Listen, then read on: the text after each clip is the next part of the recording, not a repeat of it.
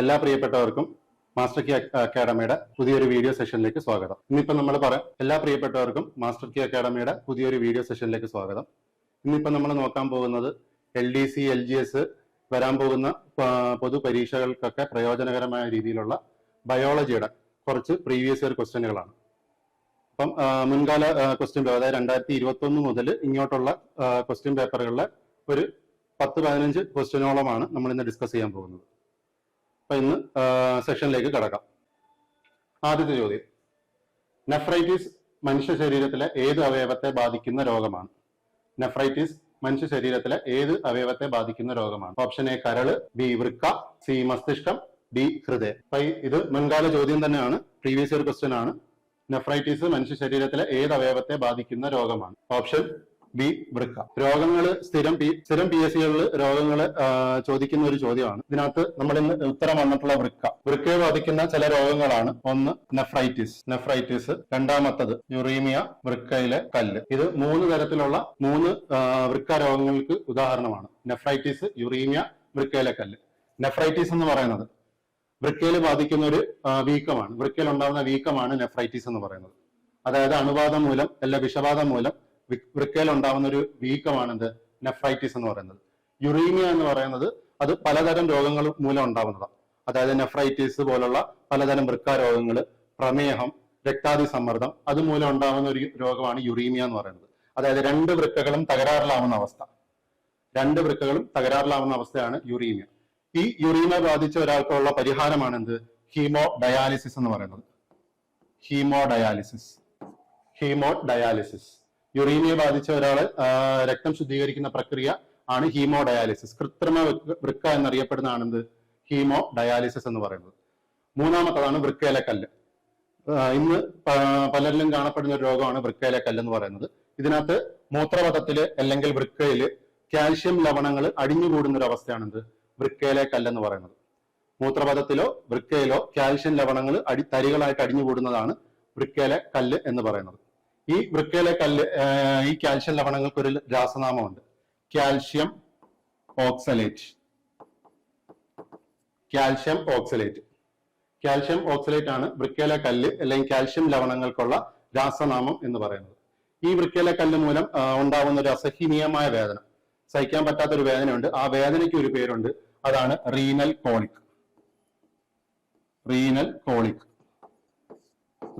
Colic. സ്ഥിരം PSC കളിൽ ചോദിച്ചുകൊണ്ടിരിക്കുന്ന 3 തരം രോഗങ്ങൾ ആണ് ഈ പറഞ്ഞേക്കുന്നത്. നെഫ്രൈറ്റിസ്, യുറീമിയ, വൃക്കയിലെ കല്ല്. നെഫ്രൈറ്റിസ് എന്താണ്? വൃക്കയില ഉണ്ടാവുന്ന വീക്കം. യുറീമിയ 2 വൃക്കകളും തകരാറിലാവുന്ന അവസ്ഥ. അതിന് രക്തം ശുദ്ധീകരിക്കുന്ന ഒരു പ്രക്രിയയാണ് ഹീമോഡയാലിസിസ് എന്ന് പറയുന്നത്. മൂന്നാമത്തത് വൃക്കയിലെ കല്ല്. അതായത് കാൽഷ്യം ലവണങ്ങൾ മൂത്രപഥത്തിലോ വൃക്കയിലോ തരികളായി അടിഞ്ഞുകൂടുന്ന അവസ്ഥയാണ് വൃക്കയിലെ കല്ല്. ആ കാൽഷ്യം ലവണങ്ങളുടെ രാസനാമമാണെന്ത് കാൽഷ്യം ഓക്സലേറ്റ് എന്ന് പറയുന്നത്. ഈ വൃക്കയിലെ കല്ല് മൂലം ഉണ്ടാകുന്ന അസഹനീയമായ വേദനയ്ക്ക് പറയുന്നതാണ് റീനൽ കോളിക്. പിന്നീട് ഇതിനകത്ത് കൊടുത്തിട്ടുള്ള മറ്റ് ഉദാഹരണങ്ങളാണ് ഒന്ന് ഹൃദയം, കരള്, മസ്തിഷ്കം. മസ്തിഷ്കത്തെ ബാധിക്കുന്ന ഒരു രോഗമാണ് മെനഞ്ചൈറ്റിസ്. മസ്തിഷ്കത്തെ ബാധിക്കുന്ന ഒരു രോഗമാണ് മെനഞ്ചൈറ്റിസ് എന്ന് പറയുന്നത്. രണ്ടാമത്തെ ചോദ്യം, താഴെ കൊടുത്തിരിക്കുന്നവയിൽ പിത്തരസത്തെക്കുറിച്ച് തെറ്റായ പ്രസ്താവന അഥവാ പ്രസ്താവനകൾ ഏതൊക്കെ? ഒന്നാമത്തെ പ്രസ്താവനയാണ് പിത്തരസം വൃക്ക ഉൽപ്പാദിപ്പിക്കുന്നു. രണ്ടാമത്തത് പിത്തരസത്തിൽ എൻസൈമുകളില്ല. മൂന്നാമത്തത് പിത്തരസം അന്നജത്തെ വിഘടിപ്പിക്കുന്നു. നാലാമത്തത് പിത്തരസം ഭക്ഷണത്തെ ക്ഷാര സ്വഭാവമുള്ളതാക്കുന്നു. അപ്പം പ്രസ്താവനകൾ ഒന്നുകൂടെ വായിക്കാം. പിത്തരസം വൃക്ക ഉൽപ്പാദിപ്പിക്കുന്നു, പിത്തരസത്തിൽ എൻസൈമുകളില്ല, പിത്തരസം അന്നജത്തെ വിഘടിപ്പിക്കുന്നു, പിത്തരസം ഭക്ഷണത്തെ ക്ഷാരഗുണമുള്ളതാക്കുന്നു. ഇതും ഒരു മുൻകാല ചോദ്യം തന്നെയാണ്. ഇതിന്റെ ഉത്തരമായിട്ട്, അതായത് നമുക്ക് തെറ്റായ പ്രസ്താവനയാണ് ഇതിൽ നിന്ന് എടുക്കേണ്ടത്. പിത്തരസം വൃക്ക ഉൽപ്പാദിപ്പിക്കുന്നു, ഇതൊരു തെറ്റായ പ്രസ്താവനയാണ്. പിത്തരസം വൃക്ക ഉൽപ്പാദിപ്പിക്കുന്നു എന്നുള്ളത് ഒരു തെറ്റായ പ്രസ്താവനയാണ്. രണ്ടാമത്തത് പിത്തരസത്തിൽ എൻസൈമുകളില്ല എന്ന് പറയുന്നത് ഒരു ശരിയായ പ്രസ്താവനയാണ്. മൂന്നാമത്തത് പിത്തരസം അന്നജത്തെ വിഘടിപ്പിക്കുന്നു, ഇതും ഒരു തെറ്റായ പ്രസ്താവനയാണ്. നാലാമത്തത് പിത്തരസം ഭക്ഷണത്തെ ക്ഷാരഗുണമുള്ളതാക്കുന്നു, ഇതൊരു ശരിയായ പ്രസ്താവനയാണ്. അപ്പം ഏതൊക്കെയാണ് പ്രസ്താവനകൾ നോക്കിയേ? പിത്തരസം വൃക്ക ഉൽപ്പാദിപ്പിക്കുന്നു. പിത്തരസം ഉൽപ്പാദിപ്പിക്കുന്ന ആരാന്ന് വെച്ചാൽ വൃക്കയല്ല, പകരം ആരാണ്? കരള് ഉൽപ്പാദിപ്പിക്കുന്ന ദഹനരസമാണെന്ത്? പിത്തരസം അഥവാ ബൈൽ എന്ന് പറയും. ഇതിന്റെ ഇംഗ്ലീഷ് ആണ് ബൈൽ. പിത്തരസത്തിന്റെ ഇംഗ്ലീഷ് ആണ് ബൈൽ. ഇത് കരളാണ് ഉൽപ്പാദിപ്പിക്കുന്നത്. രണ്ടാമത്തത്, പിത്തരസത്തിൽ എൻസൈമുകളില്ല. അത് ശരിയായ പ്രസ്താവനയാണ്. നമ്മൾ ദഹന വ്യവസ്ഥയിൽ പഠിക്കുമ്പോൾ ദഹനഗ്രന്ഥികളിൽ ഉൾപ്പെടുന്നത് ഒന്നാണ് കരൾ എന്ന് പറയുന്നത്. കരള് നമ്മുടെ ഭക്ഷണത്തോടൊപ്പം കരളിന്റെ ദഹനരസമായ പിത്തരസം പ്രവർത്തിക്കുന്നുണ്ടെങ്കിൽ പിത്തരസത്തിൽ എന്ത് ഇല്ല? എൻസൈമുകളില്ല. പിത്തരസത്തിൽ എൻസൈമുകൾ ഇല്ല എന്നുള്ളത് ശരിയായ പ്രസ്താവനയാണ്. മൂന്നാമത്തതാണ്, പിത്തരസം അന്നജത്തെ വിഘടിപ്പിക്കുന്നു. പിത്തരസം അന്നജത്തെ അല്ല വിഘടിപ്പിക്കുന്നത്, കൊഴുപ്പിനെയാണ്. അതായത് വലിയ കൊഴുപ്പ് തന്മാത്രകളെ വിഘടിച്ച് ചെറുതാക്കി മാറ്റുന്നതാണ് ആരുടെ ജോലി? പിത്തരസത്തിന്റെ ജോലി എന്ന് പറയുന്നത്. വലിയ കൊഴുപ്പ് തന്മാത്രകളെ, അന്നജത്തെ അല്ല, പകരം ആരെയാണ്? കൊഴുപ്പ് തന്മാത്രകളെ. പിത്തരസം വിഘടിപ്പിക്കുന്നത് ആരെയാന്ന് ചോദിച്ചു കഴിഞ്ഞാൽ വലിയ കൊഴുപ്പ് തന്മാത്രകളെയാണ് പിത്തരസം വിഘടിപ്പിക്കുന്നത്. നാലാമത്തത്, പിത്തരസം ഭക്ഷണത്തെ ക്ഷാരമുള്ളതാക്കുന്നു. അതും ശരിയായ ഒരു പ്രസ്താവനയാണ്. അതായത് നമ്മുടെ ആമാശയത്തിൽ എത്തിയതിനു ശേഷമാണ് ഈ പിത്തരസം പ്രവർത്തിക്കുന്നത്. അതായത് ആഹാരം ആമാശയത്തിലെത്തി, ആമാശയത്തിൽ താൽക്കാലികമായി ശേഖരിച്ചു വെക്കുന്നു. ആമാശയത്തിന്റെ ജോലി എന്തുവാ? ഭക്ഷണത്തെ താൽക്കാലികമായി ശേഖരിച്ചു വെക്കുന്ന ഒരു സ്ഥലമാണ് എന്ത്? ആമാശയം എന്ന് പറയുന്നത്. ആമാശയത്തിൽ നിന്ന് അത് എങ്ങോട്ടേക്കാണ് സഞ്ചരിക്കുന്നത്? ചെറുകുടലിലേക്കാണ്. അതായത് ചെറുകുടലിലെ തന്നെ പക്വാശത്തിലേക്കാണ് സഞ്ചരിക്കുന്നത്. ആഹാരം പോകുന്നതിന്റെ കൂട്ടത്തിൽ രണ്ട് ദഹനരസങ്ങളും കൂടി ഇതിന്റെ കൂടൊപ്പം സഞ്ചരിക്കുന്നുണ്ട്. ഒന്ന് ആഗ്നേയ ഗ്രന്ഥി ഉൽപ്പാദിപ്പിക്കുന്ന ആഗ്നേയരസവും അതേപോലെ തന്നെ കരൾ ഉൽപ്പാദിപ്പിക്കുന്ന പിത്തരസവും. അതായത് ഭക്ഷണം ആമാശയത്തിലെത്തിയ ഭക്ഷണം എങ്ങോട്ടേക്കാണ് പോകുന്നത്? ചെറുകുടലിലേക്കാണ് പോകുന്നത്. ചെറുകുടലിലേക്കാണ് പോകുന്നത്. ഈ ഭക്ഷണത്തിന്റെ ഇവിടെ വരുന്ന ഭക്ഷണത്തിന്റെ കൂടെ ആരൊക്കെ വരുന്നുണ്ട്? ഈ ഭക്ഷണത്തോടൊപ്പം സഞ്ചരിക്കുന്ന രണ്ട് കാര്യങ്ങളാണ്. ഒന്ന് ആഗ്നേയരസം, രണ്ടാമത്തത് പിത്തരസം. ഈ ഭക്ഷണത്തിലുള്ള കൊഴുപ്പ് തന്മാത്രകളെ, വലിയ കൊഴുപ്പ് തന്മാത്രകളെ ചെറു ഘടകങ്ങളാക്കുന്നതാണ് പിത്തരസത്തിന്റെ ഒരു ജോലി എന്ന് പറയുന്നത്. അതേപോലെ തന്നെ ആമാശയത്തില് ആഹാരം എന്ന് പറയുന്ന അമ്ല സ്വഭാവമാണ്. ആമാശയത്തിൽ ഇരിക്കുന്ന ഭക്ഷണത്തിന് അമ്ല സ്വഭാവമാണുള്ളത്. അതായത് അസിഡിക് നേച്ചറാണ്. അമ്ല സ്വഭാവമാണ് ആമാശയത്തിൽ ഇരിക്കുന്ന ആഹാരത്തിനുള്ളത്. ഈ അമ്ല സ്വഭാവത്തെ ക്ഷാര സ്വഭാവമാക്കുന്നത് ആരാന്ന് ചോദിച്ചു കഴിഞ്ഞാലും ഇതേ പിത്തരസമാണ്. അപ്പം ഒന്നുകൂടെ നമുക്ക് പ്രസ്താവനകളെല്ലാം നോക്കാം. താഴെ കൊടുത്തിരിക്കുന്നതിൽ പിത്തരസത്തെ കുറിച്ചുള്ള തെറ്റായ പ്രസ്താവനകൾ. ഒന്ന്, പിത്തരസം വൃക്ക ഉൽപ്പാദിപ്പിക്കുന്നു എന്നത് തെറ്റായ പ്രസ്താവനയാണ്. ആരാണ് ഉൽപ്പാദിപ്പിക്കുന്നത്? കരളാണ് ഉൽപ്പാദിപ്പിക്കുന്നത്. അതേപോലെ പിത്തരസത്തിൽ എൻസൈമുകൾ ഇല്ല എന്ന് പറയുന്നത് ഒരു ശരിയായ സ്റ്റേറ്റ്മെന്റ് ആണ്. മൂന്നാമത്തത്, പിത്തരസം അന്നജത്തെ വിഘടിപ്പിക്കുന്നു. അത് തെറ്റായ പ്രസ്താവനയാണ്. പിത്തരസം ആരെയാണ് വിഘടിപ്പിക്കുന്നത്? അന്നജത്തെ അല്ല, വലിയ കൊഴുപ്പ് തന്മാത്രകളെയാണ് പിത്തരസം വിഘടിപ്പിക്കുന്നത്. നാലാമത്തത്, പിത്തരസം ഭക്ഷണത്തെ ക്ഷാരമുള്ളതാക്കുന്നു. ശരിയായ പ്രസ്താവനയാണ്. പിത്തരസം അമ്ല സ്വഭാവമുള്ള ഭക്ഷണത്തെ എന്താക്കി മാറ്റുന്നു? ക്ഷാര സ്വഭാവമുള്ള ആക്കി മാറ്റുന്നു. അപ്പൊ രണ്ടാമത്തെ ചോദ്യം എല്ലാവർക്കും മനസ്സിലായെന്ന് കരുതുന്നു. അടുത്ത ചോദ്യത്തിലേക്ക് പോവാം. അപ്പൊ ഇവിടെ ഉത്തരം എന്ന് പറയുന്നത് തെറ്റായ പ്രസ്താവനകളാണ് നമുക്ക് എടുക്കേണ്ടത്. 1ഉം 3ഉം ശരി. 1ഉം 3ഉമാണ് ഇവിടെ ഉത്തരം ആയിട്ട് കൊടുക്കുന്നത്. അടുത്ത ചോദ്യം,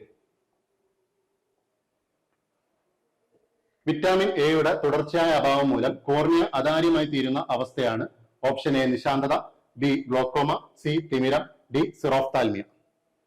നിശാന്തത, ഗ്ലോക്കോമ, തിമിരം, ഡി സിറോഫ്താൽമിയ. ഇതാണ് 4 ഓപ്ഷനുകൾ. നമ്മളുടെ ചോദ്യം എന്തുവാ? വിറ്റാമിൻ എയുടെ തുടർച്ചയായ അഭാവം മൂലം കോർണിയയ്ക്ക് ഉണ്ടാവുന്ന കോർണിയയിലെ അതാര്യമായി തീരുന്ന അവസ്ഥ. വിറ്റാമിൻ എ മൂലം ഉണ്ടാവുന്ന കുറച്ച് അസുഖങ്ങളാണ്. അതായത് വിറ്റാമിൻ എ എന്തിനാ ഗുണമുള്ളതാണ്? കണ്ണിന്റെ ആരോഗ്യത്തിന് ആവശ്യമായ ജീവകമാണ് ഇത് വിറ്റാമിൻ എ എന്ന് പറയുന്നത്. അതിനകത്ത് നിശാന്തതയും സിറോഫ്താൽമിയും ഒക്കെ ഇതിന്റെ അഭാവം മൂലം, വിറ്റാമിൻ എയുടെ കുറവ് മൂലം ഉണ്ടാവുന്ന രോഗങ്ങളാണ്. എന്നാൽ ഇവിടെ രോഗം എടുത്തു പറഞ്ഞിട്ടുണ്ട്. നമ്മളെടുത്ത് രോഗം ഇങ്ങോട്ട് എടുത്തു പറഞ്ഞേക്കാണ്. എന്താണ് രോഗം? കോർണിയ അതാര്യമാകുന്ന അവസ്ഥ. അല്ലെങ്കിൽ ഇത് വേറെ രീതിയിൽ എങ്ങനെ പറയാം? കോർണിയ വരണ്ടു പോകുന്ന അവസ്ഥ. ആ കോർണിയ വരണ്ടു പോകുന്ന അവസ്ഥയാണ് എന്ത്? സിറോഫ്താൽമിയ എന്ന് പറയുന്നത്. കോർണിയ വരണ്ടു പോകുന്ന അവസ്ഥ, അല്ലെങ്കിൽ കോർണിയ അതാര്യമായി തീരുന്ന അവസ്ഥയാണ് സിറോഫ്താൽമിയ. അപ്പം ഇതിനകത്ത് അറിയാമല്ലോ. നമുക്ക് ജീവകങ്ങൾ ഒന്ന് നോക്കാം. ജീവകം എയുടെ അഭാവം മൂലം ഉണ്ടാകുന്ന രോഗമാണ് എന്ത്? ഒന്ന് നിശാന്തത, നിശാന്തത. രണ്ടാമത്തത് സിറോഫ്താൽമിയ. മൂന്നാമത്തെ ഒരു അസുഖമാണ് കെരാറ്റോമലേസിയ. നിശാന്തത, സിറോഫ്താൽമിയ, കെരാറ്റോമലേസിയ എയുടെ അഭാവം മൂലം ഉണ്ടാവുന്നതാണ്. ഇനി നമുക്ക് എക്ക് രണ്ട് രൂപങ്ങളുണ്ട്. A1 എന്നുമുണ്ട്, അതേപോലെ A2 എന്നുമുണ്ട്. ഒരു തവണ PSC പരീക്ഷയിൽ ചോദിച്ചതാണ്. നിശാന്തത താഴെ കൊടുത്തിരിക്കുന്നവയിൽ എന്തിന്റെ കുറവ് മൂലമാണ് നിശാന്തത എന്ന അസുഖം ഉണ്ടാവുന്നത്? അതിനകത്ത് അവര് ഓപ്ഷൻ A കൊടുത്തിരുന്നത് A എന്നും, option B C, option C D, option D ആയിട്ട് അവർ കൊടുത്തിരുന്നത് A1 എന്നുമാണ്. അപ്പൊ നമ്മൾ വേഗത്തിൽ എഴുതുന്ന ഒരു പരീക്ഷയാണ്. ബയോളജി വളരെ സിമ്പിൾ ആയിട്ടുള്ള ഒരു ചോദ്യമാണ്. ഇതിനകത്ത് നമുക്ക് പറ്റുന്ന എന്താ, PSCയുടെ ട്രാപ്പ് എന്ന രീതിയിൽ നമ്മൾ A ഉത്തരം കൊടുക്കും. പക്ഷെ PSCയുടെ ഉത്തരം എന്തുവാ? A എന്ന് പറയുന്നത് തെറ്റായ ഉത്തരമാണ്. എന്താണ് ശരിക്കുള്ള ഉത്തരം എന്ന് വെച്ച് കഴിഞ്ഞാൽ, കൂടുതൽ ശരി ഏതാന്ന് വെച്ച് കഴിഞ്ഞാൽ A1 ആണ് ശരി. അപ്പൊ നിശാന്തതയ്ക്ക് കാരണം ഏതിന്റെ അപര്യാപ്തത മൂലമാണെന്ന് എടുത്തു ചോദിക്കുവാണെങ്കിൽ അതേതാ? A1 ആണ്. അതേപോലെ സിറോഫ്താൽമിയയുടെ ഏതിന്റെ കുറവ് മൂലമാണെന്ന് ചോദിച്ചു കഴിഞ്ഞാൽ A2. A1 എന്ന് പറഞ്ഞു കഴിഞ്ഞാലാണ് റെറ്റിനോൾ എന്ന് പറയുന്നത് A1 ഉം, A2 എന്ന് പറയുന്നത് ഡീഹൈഡ്രോ റെറ്റിനോളുമാണ്. അപ്പം ജീവകമയുടെ രോഗങ്ങൾ മനസ്സിലായല്ലോ. അടുത്തത്, മനുഷ്യരിലെ നൈട്രോജനിക വിസർജ്യ പദാർത്ഥമായ യൂറിയ ഉൽപ്പാദിപ്പിക്കുന്നത് ഏത് അവയവത്തിൽ വെച്ചാണ്? മനുഷ്യരിലെ നൈട്രോജനിക വിസർജ്യ പദാർത്ഥമായ യൂറിയ ഉൽപ്പാദിപ്പിക്കുന്നത് ഏത് അവയവത്തിൽ വെച്ചാണ്? A വൃക്കകൾ, B ഹൃദയം, C ആമാശയം, D കരൾ. A വൃക്കകൾ, B ഹൃദയം, C ആമാശയം, D കരൾ. അപ്പൊ ചോദ്യം എങ്ങനെയാണ്? മനുഷ്യരിലെ നൈട്രോജനിക വിസർജ്യ പദാർത്ഥമായ യൂറിയ ഉൽപ്പാദിപ്പിക്കുന്നത് ഏത് അവയവത്തിൽ വെച്ചാണ്? അതായത് നമ്മുടെ ശരീരത്തിലെ നൈട്രജൻ മാലിന്യങ്ങളാണ് എന്തൊക്കെ? അല്ലെങ്കിൽ പൊതുവെയുള്ള നൈട്രജൻ മാലിന്യങ്ങളാണ് ഒന്ന് അമോണിയ, യൂറിയ, അതേപോലെ uric acid. Ammonia, urea, uric acid എന്ന് പറയുന്നത് നൈട്രജൻ മാലിന്യങ്ങളാണ്. ഈ നൈട്രജൻ മാലിന്യങ്ങളിൽ യൂറിയ നമ്മുടെ ശരീരത്തിൽ ഏത് അവയവത്തിൽ വെച്ചാണ് നൈട്രോജനിക വിസർജ്യ പദാർത്ഥമായ യൂറിയ ഉൽപ്പാദിപ്പിക്കുന്നത് എന്നാണ് ചോദ്യം. ഇതിന്റെ ഉത്തരം എന്ന് പറയുന്നത് കരളാണ്. അവർ PSC ഒരു ട്രാപ്പ് എന്ന രീതിയിലാണ് എന്ത് കൊടുത്തിരിക്കുന്നത്? വൃക്കകൾ എന്ന് കൊടുത്തിരിക്കുന്നത്. കാരണം നമ്മുടെ മനസ്സിൽ പെട്ടെന്ന് വരുന്ന ഒരു വിസർജന അവയവം എന്ന് ചോദിച്ചു കഴിഞ്ഞാൽ ഏത് തന്നെ? വൃക്കയാണ്. ഏറ്റവും പ്രധാന വിസർജന അവയവം എന്നൊക്കെ ചോദിച്ചു കഴിഞ്ഞാൽ വൃക്കയാണ്. അപ്പൊ ആ ട്രാപ്പിൽ വീഴാൻ വേണ്ടിയിട്ടാണ് നമുക്ക് വൃക്കകൾ എന്ന ഒരു ഓപ്ഷൻ അവർ കൊടുത്തിരിക്കുന്നത്. അപ്പൊ ഇതിന്റെ ഉത്തരം എന്തുവാ? കരൾ എന്ന് പറയുന്നത് എന്തുവാ? ഒരു വിസർജന അവയവമാണ്. നമ്മുടെ ശരീരത്തിലെ പ്രധാനപ്പെട്ട വിസർജന അവയവങ്ങൾ ഏതൊക്കെയാന്ന് ചോദിച്ചു കഴിഞ്ഞാൽ, ഒന്ന് വൃക്ക, രണ്ടാമത്തത് കരൾ, മൂന്നാമത്തത് ത്വക്ക്, നാലാമത്തത് ശ്വാസകോശം.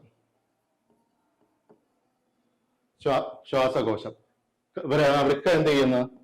അതായത് നമ്മുടെ ശരീരത്തിലെ യൂറിയ എല്ലാം മൂത്രമായിട്ട് വിസർജിക്കപ്പെടുന്നതാണ് വൃക്കയുടെ ജോലി, അല്ലെങ്കിൽ കൂട്ടത്തിലെ ഏറ്റവും പ്രധാന വിസർജന അവയവം. കരൾ എന്ന് പറയുന്നത് ആണെന്ത്? നൈട്രജൻ സംയുക്തമായ യൂറിയ നിർമ്മിക്കുന്നത്. നൈട്രജൻ സംയുക്തമായ യൂറിയ നിർമ്മിക്കുന്നത് എവിടെ വെച്ചാന്ന് ചോദിച്ചു കഴിഞ്ഞാൽ കരളിൽ വെച്ചാണ്. ത്വക്ക് എന്റെ പ്രത്യേകത എന്തുവാ? ഏറ്റവും വലിയ വിസർജന അവയവമാണ് ത്വക്ക്. അതായത് എങ്ങനെ ഇതിന്റെ വിസർജനം നടക്കുന്നത്?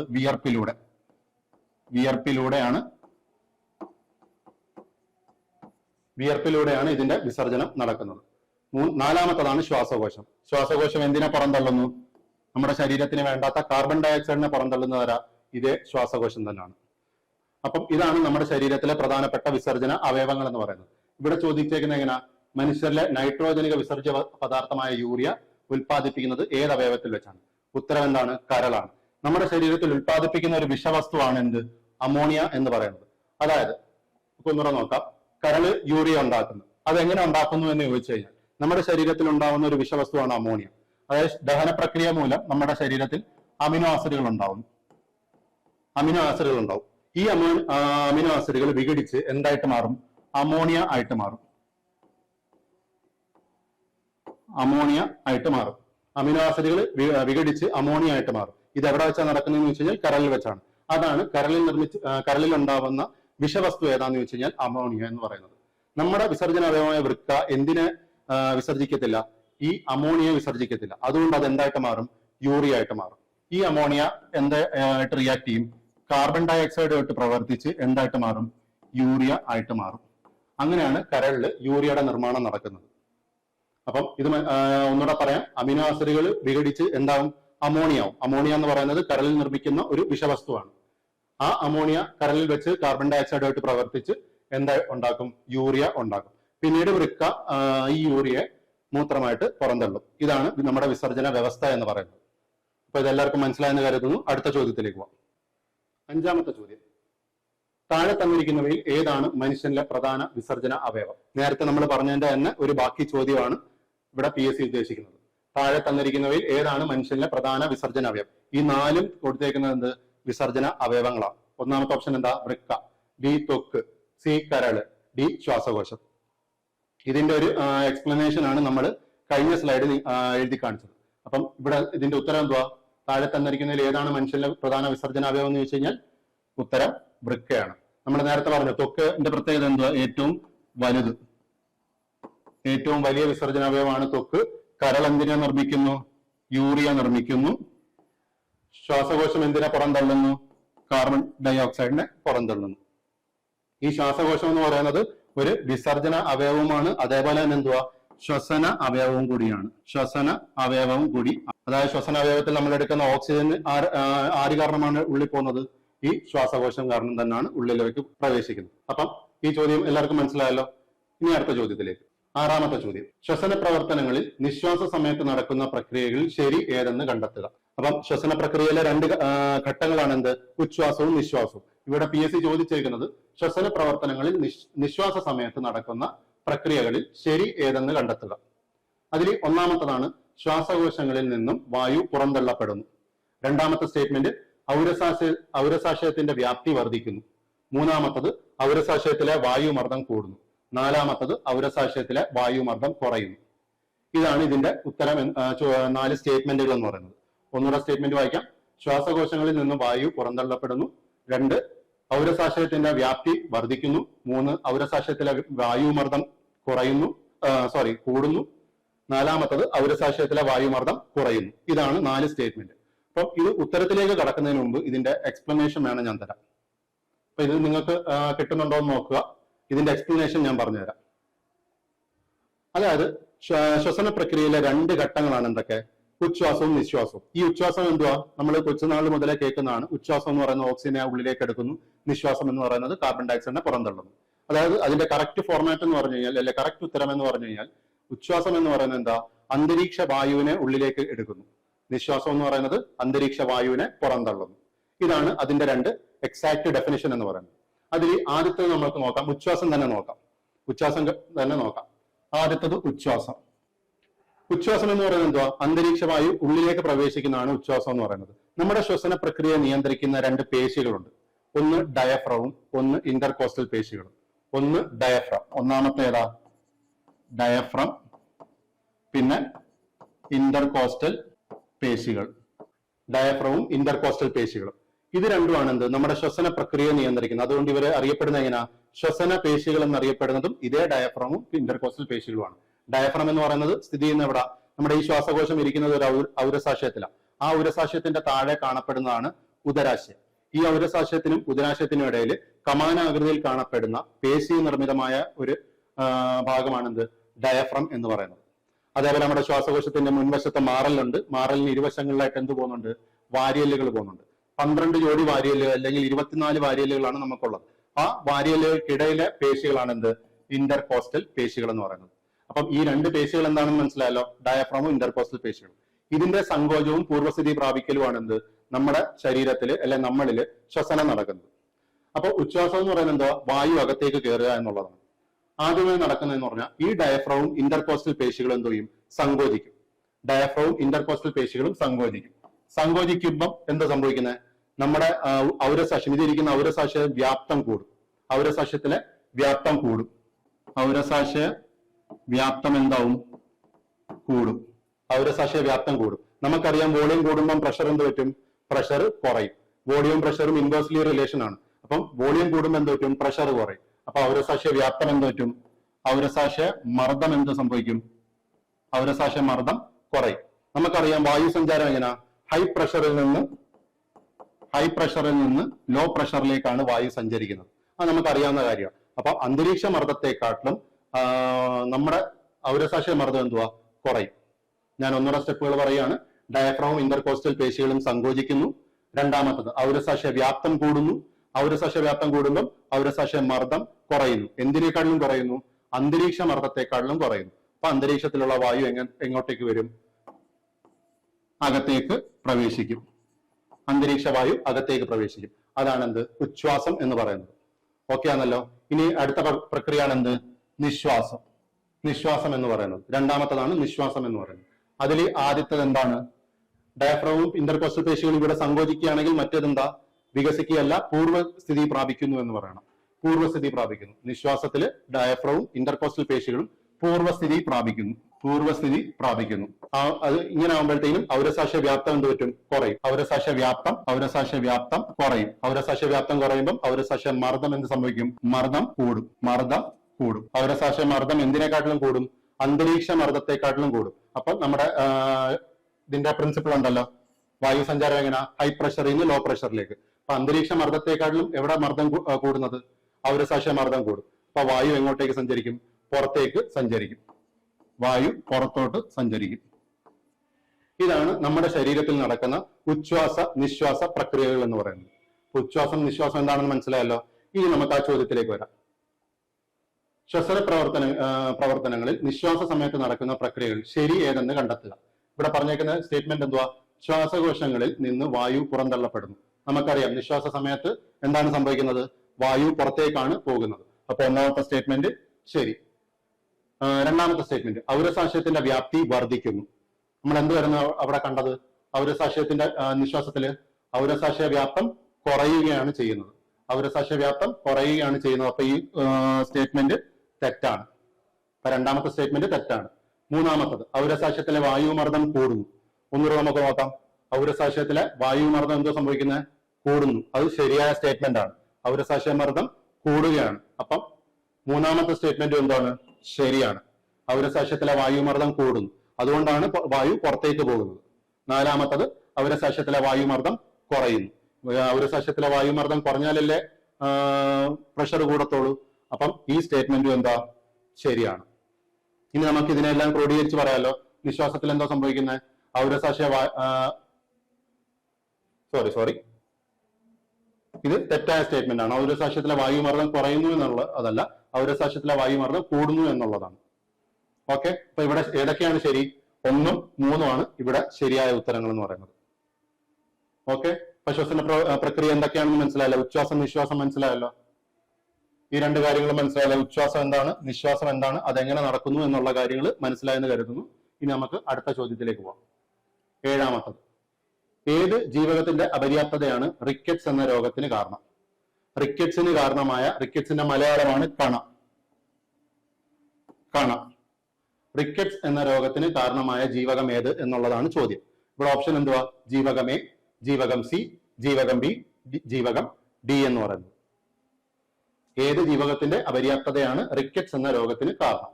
ജീവകം എ, സി, ബി, ഡി. ഇതൊക്കെയാണ് ഓപ്ഷൻസ് എന്ന് പറയുന്നത്. അപ്പൊ ഇവിടെ എന്താ ഉത്തരം? റിക്കറ്റ്സ് ഏതിന്റെ അപര്യാപ്തത മൂലം ഉണ്ടാവുന്നതാണ്? ജീവകം ഡിയുടെ അപര്യാപ്തത മൂലം ഉണ്ടാവുന്നതാണ്. ഡിയുടെ അപര്യാപ്തത മൂലമാണ് എന്താ ഉണ്ടാവുന്നത്? റിക്കറ്റ്സ് ഉണ്ടാവുന്നത്. ഇനി നമുക്ക് ഒന്നുകൂടെ കുറച്ചും കൂടെ അപര്യാപ്ത രോഗങ്ങൾ നോക്കാം. എയുടെ നമ്മൾ നേരത്തെ നോക്കിക്കഴിഞ്ഞു. ഇനി നമുക്ക് ഇപ്പൊ പറഞ്ഞ ഡിയുടെ അപര്യാപ്ത രോഗമാണ് എന്ത്? റിക്കറ്റ്സ് അല്ലെങ്കിൽ കണ എന്ന് പറയും. കണ. ഇതിന്റെ വേറൊരു രോഗമാണ് എന്ത്? ഓസ്റ്റിയോമലേഷ്യ.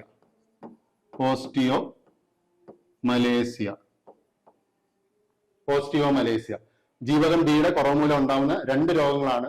ഒന്ന് കണ അല്ലെങ്കിൽ റിക്കറ്റ്സ്, രണ്ടാമത്തത് ഓസ്റ്റിയോമലേഷ്യ എന്ന് പറയുന്നത്. ഈ കണ എന്ന് പറയുന്ന രോഗം കൂടുതലും ഉണ്ടാവുന്ന ആരല്ല? കുട്ടികളിൽ ഉണ്ടാവുന്ന ഒരു രോഗമാണ്. കണ എന്ന് പറയുന്നത്. അതേപോലെ രണ്ടാമത്തെ ഓസ്റ്റിയോമലേഷ്യ എന്ന് പറയുന്നത് എന്താ? മുതിർന്നവരിൽ ഉണ്ടാവുന്നതാണ് എന്ത്? ഓസ്റ്റിയോമലേഷ്യ എന്ന് പറയുന്നത്. ആദ്യത്തെ അസുഖമാണ് കണ, അതായത് അസ്ഥികൾക്ക് വളവ് സംഭവിക്കുന്നത്. അസ്ഥികൾക്ക് ഈ ജീവകം ഡി കുറയുമ്പോൾ കാൽഷ്യത്തിന്റെ അളവ് കുറയും. കാൽഷ്യത്തിന്റെ അളവ് കുറയുമ്പോൾ എന്ത് പറ്റും? ഈ അസ്ഥികൾക്ക് ഒരു വളവ് സംഭവിക്കും. ആ അസുഖമാണ് എന്ത്? കണ എന്ന് പറയുന്നത്. രണ്ടാമത്തത് ഓസ്റ്റിയോമലേഷ്യ. ഇത് മുതിർന്നവരിൽ ഉണ്ടാവുന്നതാണ്. ഇവിടെ എന്താ സംഭവിക്കുന്നത്? ജീവകം ഡിയുടെ അപര്യാപ്തത മൂലം കാൽഷ്യത്തിന്റെ അളവ് കുറയുകയും ആ അസ്ഥികൾ ദുർബലമായിട്ട് പൊടിഞ്ഞു പോകുന്ന അവസ്ഥ. അസ്ഥികൾ പൊടിഞ്ഞു പോകുന്ന അവസ്ഥയാണ് എന്ത്? ഓസ്റ്റിയോ മലേസിയ എന്ന് പറയുന്നത്. അപ്പൊ ജീവകം ഡിയുടെ അപര്യാപ്ത രോഗങ്ങളൊക്കെ ആണല്ലോ. ഇനി നമുക്ക് സിന്റെ കൂടെ നോക്കാം. ഇവിടെ വേറെ ഓപ്ഷനിൽ എന്തൊക്കെയാ പറഞ്ഞിട്ടുള്ളത്? അടുത്ത സി പറഞ്ഞിട്ടുണ്ട്. സിയുടെ നോക്കാം. സിയുടെ നമുക്കറിയാം എന്താണ്? സിയുടെ അപര്യാപ്തത മൂലം ഉണ്ടാകുന്ന രോഗമാണ് എന്ത്? സ്കർവി. സ്കർവി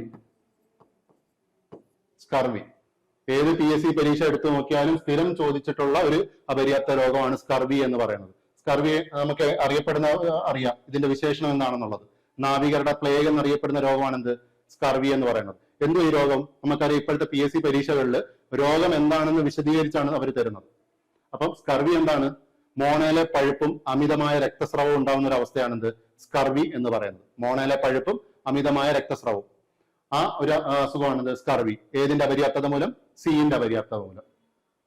അടുത്ത ജീവകമാണ് ജീവകം ബി. ജീവകം ബി. ജീവകം ബിയുടെ അപര്യാപ്തത മൂലം ഉണ്ടാകുന്ന അസുഖമാണ് ബെറിബെറി. ബെറിബെറി. അതായത് ജീവകം ബി എന്ന് പറയുന്നത് ബി മാത്രമല്ല, B കോംപ്ലക്സുകളുണ്ട്. B1, B2, B3, B5, B6, B7, B9, B12 അങ്ങനെ ബി കോംപ്ലക്സുകൾ എന്ന് പറഞ്ഞാണ് ജീവകം ബി പോയേക്കുന്നത്. നമ്മൾ നോർമലായിട്ട് ഒരു LGS ലെവൽ ഒരു എക്സാമിന് ചോദിക്കുകയാണ് ജീവകം ബിയുടെ അപര്യാപ്ത രോഗം എന്ന് ചോദിക്കുകയാണെങ്കിൽ എന്താണ് ഉത്തരം കൊടുക്കുന്നത്? ബെറിബെറി തന്നെയാണ് നമ്മൾ ഉത്തരം കൊടുക്കുന്നത്. പിന്നെ ഇതിനകത്ത് പറഞ്ഞിട്ടുള്ളത് ജീവകം എയുടെയാണ്. ജീവകം എയുടെ അപര്യാപ്ത രോഗങ്ങൾ എന്തൊക്കെയാണെന്നുള്ളത് നമ്മൾ മുമ്പത്തെ ചോദ്യത്തിലും എക്സ്പ്ലെയിൻ ചെയ്തതാണ്. ഓക്കെ ആണല്ലോ? ഏതൊക്കെയായിരുന്നു? നിശാന്തത, സിറോഫ്താൽമിയ, കെരാറ്റോമലേസിയ. നിശാന്തത എന്താ? മങ്ങിയ പ്രകാശത്തിൽ കാഴ്ച നഷ്ടപ്പെടുന്ന അവസ്ഥയാണ് നിശാന്തത. രണ്ടാമത്തത് സിറോഫ്താൽമിയ, എന്താണ്? കോർണിയ വരണ്ടു പോകുന്ന അവസ്ഥ. മൂന്നാമത്തത് കെരാറ്റോമലേസിയ, അതും ഈ പറഞ്ഞ പോലെ കോർണിയയിൽ ഉണ്ടാവുന്ന ഇൻഫെക്ഷൻ ആണെന്ത്? കെരാറ്റോമലേസിയ എന്ന് പറയുന്നത്. അപ്പം ജീവകം ഇത്രയും ഓക്കെ ആണല്ലോ. എട്ടാമത്തെ ചോദ്യം, മനുഷ്യ ശരീരത്തിലെ ഏറ്റവും കഠിനമായ പദാർത്ഥം ഏത്? മനുഷ്യ ശരീരത്തിലെ ഏറ്റവും കഠിനമായ പദാർത്ഥം ഏത്? ഓപ്ഷൻ എ അസ്ഥി, ബി തരുണാസ്ഥി, സി ഇനാമൽ, ഡി കോർണിയ. അസ്ഥി, തരുണാസ്ഥി, ഇനാമൽ, കോർണിയ. ഇതാണ് 4 ഓപ്ഷനുകൾ. ഇതിന്റെ ഉത്തരം എന്താണ്? ഉത്തരം ഇനാമൽ. നമ്മുടെ ശരീരത്തിലെ ഏറ്റവും കഠിനമായ പദാർത്ഥമാണ് എന്ത്? ഇനാമൽ എന്ന് പറയുന്നത്. ഇനാമൽ എവിടെ കാണപ്പെടുന്നതാ? നമ്മുടെ പല്ലിന്റെ മുകൾ ഭാഗത്ത് കാണപ്പെടുന്ന നിർജീവമായ കല, ജീവനില്ലാത്ത കലയാണ് എന്ത്? ഇനാമൽ എന്ന് പറയുന്നത്. നമ്മുടെ പല്ല് പഠിക്കുമ്പോൾ നമ്മൾ പറയുന്നതാണ് എന്ത്? ഇനാമലിനെ കുറിച്ച്. അതായത് പല്ലിന്റെ പുറമേ കാണുന്ന നിർജീവമായ കലയാണെന്ത്? ഇനാമൽ എന്ന് പറയുന്നത്. ഈ ഇനാമലിന്റെ ആരോഗ്യത്തിന് ആവശ്യമായ ഒരു മൂലകമാണെന്ത്? ഫ്ലൂറിൻ എന്ന് പറയുന്നത്. ഫ്ലൂറിൻ എന്ന് പറയുന്നത് പല്ലിന്റെ ഇനാമലിന്റെ ആരോഗ്യത്തിന് ആവശ്യമായ ഒരു മൂലകമാണെന്ത്? ഫ്ലൂറിൻ എന്ന് പറയുന്നത്. അതേപോലെ ഇനാമൽ നശിക്കാൻ കാരണമായ പദാർത്ഥം ഏതാന്ന് ചോദിച്ചു കഴിഞ്ഞാൽ ഇനാമലിന്റെ നാശത്തിന് കാരണമാകുന്ന പദാർത്ഥം എന്താണെന്ന് ചോദിച്ചു കഴിഞ്ഞാൽ എന്തുവാ? Lactic acid.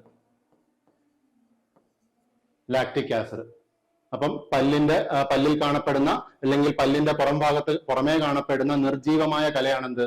ഇനാമൽ എന്ന് പറയുന്നത്. ഇനാമലിന്റെ ആരോഗ്യത്തിന് ആവശ്യമായ മൂലകം എന്തെന്ന് ചോദിച്ചാൽ ഫ്ലോറിൻ. നശിപ്പിക്കുന്ന പദാർത്ഥം ഏതാന്ന് ചോദിച്ചു കഴിഞ്ഞാൽ ലാക്റ്റിക് ആസിഡ്. അപ്പൊ ഇത് രണ്ടും മനസ്സിലായല്ലോ. ഇനി അടുത്ത ചോദ്യം,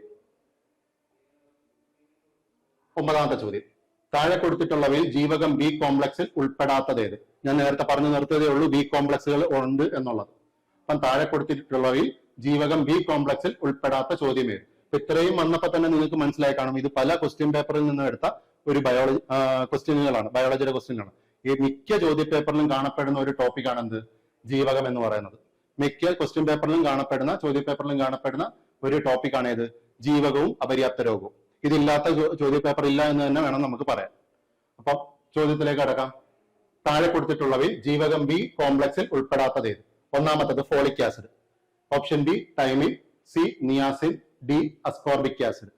ഈ കൂട്ടത്തിൽ ബി കോംപ്ലക്സിൽ ഉൾപ്പെടാത്ത ജീവകം ഏത് എന്നാണ് ചോദ്യം. ഏതാ? Option D. നിങ്ങൾക്കറിയാം ഓപ്ഷൻ ഡി എന്താണ്? Ascorbic acid. അസ്കോർബിക് ആസിഡ് എന്ന് പറഞ്ഞാൽ എന്തുവാ? ജീവകം സി ആണ്. അസ്കോർബിക് ആസിഡ് എന്ന് പറയുന്നത് ജീവകം സി ആണ്. നമുക്ക് ഈ ബി കോംപ്ലക്സുകൾ ഒന്ന് നോക്കാം. നേരത്തെ നമ്മൾ എ ബി സി ഡി പറഞ്ഞു കഴിഞ്ഞായിരുന്നു. ഇനി അടുത്ത നമുക്ക് എന്ത് നോക്കാം? ബി കോംപ്ലക്സുകൾ ഏതൊക്കെയാണെന്നുള്ളത് നോക്കാം. അതായത് ഒരു LGS പരീക്ഷകൾക്കൊന്നും ബി കോംപ്ലക്സുകൾ അങ്ങനെ ചോദിക്കാറില്ല എന്ന് പറഞ്ഞു കഴിഞ്ഞാൽ നമുക്ക് അങ്ങനെ തഴഞ്ഞു കളയാനും പറ്റത്തില്ല. കാരണം ഇപ്പോഴത്തെ ചോദ്യ പേപ്പറുകൾ എന്ന് പറഞ്ഞാൽ വളരെ സ്റ്റാൻഡേർഡ് ആയിട്ടുള്ള ഒരു ചോദ്യ പേപ്പറാണ്. LGS ടൈപ്പിലും ഇത്തരം ചോദ്യങ്ങളൊക്കെ കടന്നു വരുന്നുണ്ട്. നമുക്ക് ബി കോംപ്ലക്സുകൾ ഏതൊക്കെയെന്ന് നോക്കാം. ആദ്യത്തത് B1. നമ്മൾ നേരത്തെ പറഞ്ഞല്ലോ ബിന്റെ അപര്യാപ്ത രോഗം എന്ന് പറഞ്ഞ ബെറിബെറി. യഥാർത്ഥത്തില് ബെറിബെറി എന്ന് പറഞ്ഞ ഏതിന്റെ അപര്യാപ്ത രോഗമാണ്? B1 അപര്യാപ്ത രോഗമാണ്. B1 അപര്യാപ്ത രോഗമാണ് ബെറിബെറി എന്ന് പറയുന്നത്. ഇതിന്റെ ശാസ്ത്രീയ നാമം എന്താണെന്ന് ചോദിച്ചു കഴിഞ്ഞാൽ തയാമിൻ. B1 ശാസ്ത്രീയ നാമമാണ് എന്ത്? തയാമിൻ എന്ന് പറയുന്നത്. അടുത്തത് B2. B2 ശാസ്ത്രീയ നാമം നോക്കാം. B2 ശാസ്ത്രീയ നാമം എന്താ? റൈബോഫ്ലാവിൻ. B2 ശാസ്ത്രീയ നാമമാണ് റൈബോഫ്ലാവിൻ. B2 ശാസ്ത്രീയ നാമമാണ് റൈബോഫ്ലാവിൻ എന്ന് പറയുന്നത്. അതായത് നമ്മുടെ പശുവിൻ പാലിനീളം മഞ്ഞ നിറത്തിന് കാരണമായ ജീവകം എന്നൊക്കെ PSC ചോദിച്ചിട്ടുള്ളതാണ്. പശുവിൻ പാലിനീളം മഞ്ഞ നിറത്തിന് കാരണമായ ജീവകം, സൂര്യപ്രകാശമേറ്റാൽ നഷ്ടപ്പെടുന്ന ജീവകം, അതൊക്കെ ഏത് തന്നെയാണ്? റൈബോഫ്ലാവിൻ ആണ്. അതേപോലെ റൈബോഫ്ലാവിന്റെ അളവ് കുറയുന്ന ഒരു അവസ്ഥയാണ് എന്ത്? അരീബോഫ്ലാവിനോസിസ്. അരീബോഫ്ലാവിനോസിസ്. അരിബോഫ്ലാവിനോസിസ് എന്ന് പറയുന്നത്. B2 റൈബോഫ്ലാവിന്റെ അളവ് കുറയുന്ന ഒരു അവസ്ഥയാണ് എന്ത്? അരിബോഫ്ലാവിനോസിസ്. ഈ അവസ്ഥ വന്നു കഴിഞ്ഞാൽ കുറച്ച് ഉണ്ടാകുന്ന അസുഖങ്ങൾ ഉദാഹരണമാണ് ഒന്ന് വായ്പുണ്ണ് എന്ന് പറയുന്നത്. വായ്പുണ്ണ്, ചിലോസിസ്, ഗ്ലോസറ്റീസ്. വായ്പുണ്ണ്, ചിലോസിസ്, ഗ്ലോസറ്റീസ്,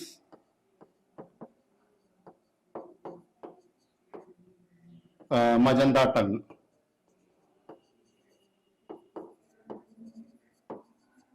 മജന്ത ടങ്. അപ്പൊ B2 എന്താണെന്ന് മനസ്സിലായല്ലോ. അടുത്തത് B3. B3യുടെ ശാസ്ത്രീയ നാമമാണ് എന്ത്? നിയാസിൻ അല്ലെങ്കിൽ നിക്കോട്ടനിക് ആസിഡ്. B3യുടെ ശാസ്ത്രീയ നാമമാണ് നിയാസിൻ അല്ലെങ്കിൽ നിക്കോട്ടനിക് ആസിഡ്.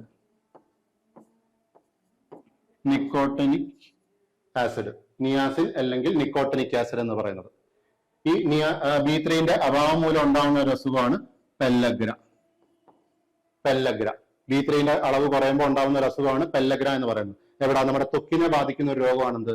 പെല്ലഗ്ര എന്ന് പറയുന്നത്. അപ്പം B1, B2, B3 മനസ്സിലായല്ലോ. ഇനി അടുത്തതാണ് B4 ഇല്ല, B5 എന്ന് പറയുന്നത് പാൻഡോതെനിക് ആസിഡ് എന്ന് പറയും. Pantothenic acid.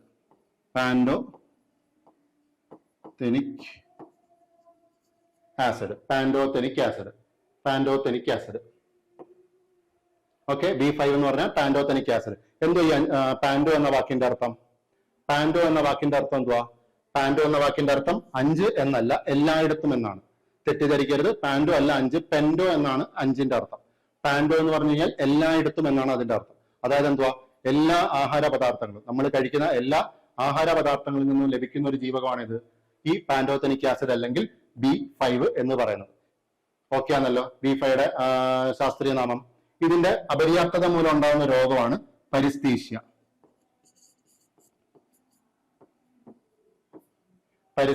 എന്ന് പറയുന്നത് ഇതിന്റെ അപര്യാപ്തത മൂലം ഉണ്ടാകുന്ന രോഗമാണ് പരിസ്ഥീഷ്യ.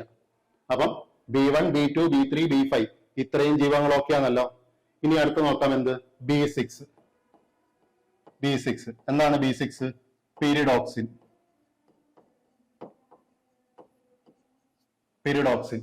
B6 എന്ന് പറയുന്നത് എന്താണ്? പിരിഡോക്സിൻ. B6ന്റെ ശാസ്ത്രീയ നാമമാണ് പിരിഡോക്സിൻ. ഇതിന്റെ ജോലി എന്തുവാ? നമ്മുടെ ശരീരത്തിൽ RBC നിർമ്മിക്കാൻ സഹായിക്കുന്ന ജീവകമാണ് ഇത് B6 എന്ന് പറയുന്നത്. നമുക്കറിയാം നമ്മുടെ ശരീരത്തിലെ RBCയുടെ അളവ് കുറഞ്ഞാൽ ഉണ്ടാവുന്ന ഒരു രോഗമാണ് എന്ത്? അനീമിയ എന്ന് പറയുന്നത്. ഓക്കെ ആണല്ലോ. അപ്പൊ അതേപോലെ തന്നെ B6ന്റെ അളവ് കുറഞ്ഞു കഴിഞ്ഞാൽ RBC നിർമ്മാണം കുറയും. അപ്പൊ എന്താ? അതിന്റെ അളവ് കുറഞ്ഞാലുള്ള ഒരു അസുഖമാണ് എന്ത്? വെറും അനീമിയ അല്ല, മൈക്രോസൈറ്റിക് അനീമിയ.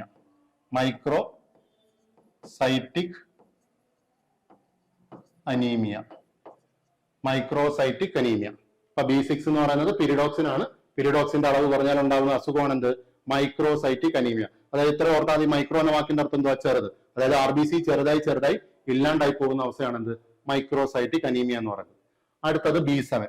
സ്ഥിരം PSCകളിൽ ചോദിച്ചിട്ടുള്ള ഒരു B കോംപ്ലക്സ് ആണ് എന്ത്? B7 എന്ന് പറയുന്നത്. അതായത് സ്ഥിരം ഏറ്റവും കൂടുതൽ ചോദിച്ചിട്ടുള്ള ഇതിൽ നിന്ന് ചോദിച്ചിട്ടുള്ളതെന്ന് പറഞ്ഞു കഴിഞ്ഞാൽ വൈറ്റമിൻ H എന്നറിയപ്പെടുന്ന ജീവകം. പണ്ട് വൈറ്റമിൻ H എന്നറിയപ്പെടുന്ന ജീവകം ഏതാണെന്നാണ് B7 കുറിച്ച് ഏറ്റവും കൂടുതൽ ചോദിച്ചിട്ടുള്ളത്. ഏതാ? വൈറ്റമിൻ H എന്നറിയപ്പെടുന്ന ജീവകമാണ് B7, അല്ലെങ്കിൽ ഇതിന്റെ ശാസ്ത്രീയ നാമം എന്താ? ബയോട്ടിൻ.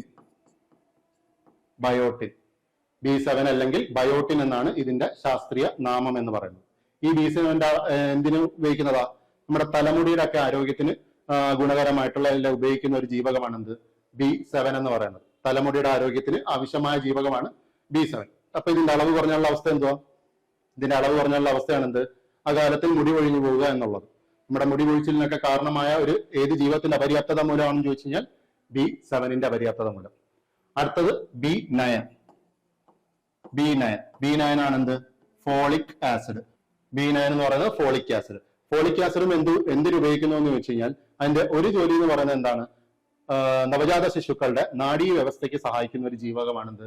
ഫോളിക് ആസിഡ് അല്ലെങ്കിൽ B9 എന്ന് പറയുന്നത്. നമുക്കറിയാം ഗർഭിണികൾക്കൊക്കെ കൊടുത്തിട്ടുള്ള ഒരു ഫോളിക് ആസിഡ് ടാബ്ലറ്റ്സ് ഒക്കെ കൊടുക്കാറുണ്ട്. ഗർഭിണികൾക്കൊക്കെ കൊടുക്കുന്നതാണ്. ആർക്ക് വേണ്ടിയാ? എന്തിനു വേണ്ടിയാ? ഈ നവജാത ശിശുക്കളുടെ നാഡീ വ്യവസ്ഥയ്ക്ക്. ഒരു പ്രാവശ്യം PSC ചോദിച്ച ഒരു ചോദ്യമാണ്, നവജാത ശിശുക്കളുടെ ജനിതക വൈകല്യങ്ങൾ തടയാൻ സഹായിക്കുന്ന ജീവകം. ഒരു മുൻകാല ചോദ്യമാണ് ഈ പറഞ്ഞത്. നവജാത ശിശുക്കളുടെ ജനിതക വൈകല്യങ്ങൾ തടയാൻ സഹായിക്കുന്ന ജീവകം ഏതെന്ന് PSC ചോദിച്ചാണ്. ഏതാണ് ഉത്തരം? B9 എന്ന് പറയുന്നത്. ഓക്കെ ആണല്ലോ. രണ്ടാമത്തെ ജോലി എന്ന് പറയുന്നത് ഇതും എന്താണ്? RBC നിർമ്മാണത്തിന് സഹായിക്കുന്ന ഒരു ജീവകമാണ്. RBC നിർമ്മാണത്തിന് സഹായിക്കുന്ന ഒരു ജീവകമാണ്. അപ്പൊ സ്വാഭാവികമായിട്ടും ഇതിന്റെ അളവ് കുറഞ്ഞാൽ ഒരു അനീമിയ ആയിരിക്കും. ഇവിടെ വരുന്ന രോഗം എന്താണ്? Megaloblastic anaemia. മെഗലോബ്ലാസ്റ്റിക് അനീമിയ അല്ലെങ്കിൽ മാക്രോസൈറ്റിക് അനീമിയ എന്ന് പറയുന്നത്. ഓക്കെ, അപ്പൊ B9 കാര്യങ്ങളൊക്കെ ആണല്ലോ. B9 അറിയപ്പെടുന്നത് എങ്ങനെ? ഫോളിക് ആസിഡ് എന്നറിയപ്പെടുന്നു. ഇതിന്റെ അളവ് കുറഞ്ഞാലുള്ള രോഗമാണെന്ത്? മെഗലോബ്ലാസ്റ്റിക് അനീമിയ അല്ലെങ്കിൽ മാക്രോസൈറ്റിക് അനീമിയ. മെഗലോബ്ലാസ്റ്റിക് അനീമിയ എന്നാണ് ഇവിടെ RBC വലുതായി പൊട്ടിപ്പോകുന്ന ഒരു അവസ്ഥയാണ് എന്ത്? മെഗലോബ്ലാസ്റ്റിക് അനീമിയ അല്ലെങ്കിൽ മാക്രോസൈറ്റിക് അനീമിയ എന്ന് പറയുന്നത്. അപ്പൊ B9 ഓക്കെ ആണല്ലോ. അങ്ങനെ ഓർത്തിരുന്നാൽ മതി. മറ്റേ മൈക്രോസൈറ്റിക് ആകുമ്പോൾ ചെറുതായി വരുന്നു, മാക്രോസൈറ്റിക് ആകുമ്പോൾ വലുതായി വരുന്നു. B6ഉം B9ഉം നമ്മൾ അങ്ങനെ തിരിയാതെ നമ്മൾ നോക്കിയാൽ മതി. അടുത്തത് B കോംപ്ലക്സിൽ അവസാനത്താണെന്ത്? B12 എന്ന് പറയുന്നത് സയനോകൊബാലുമിൻ എന്നറിയപ്പെടുന്നു.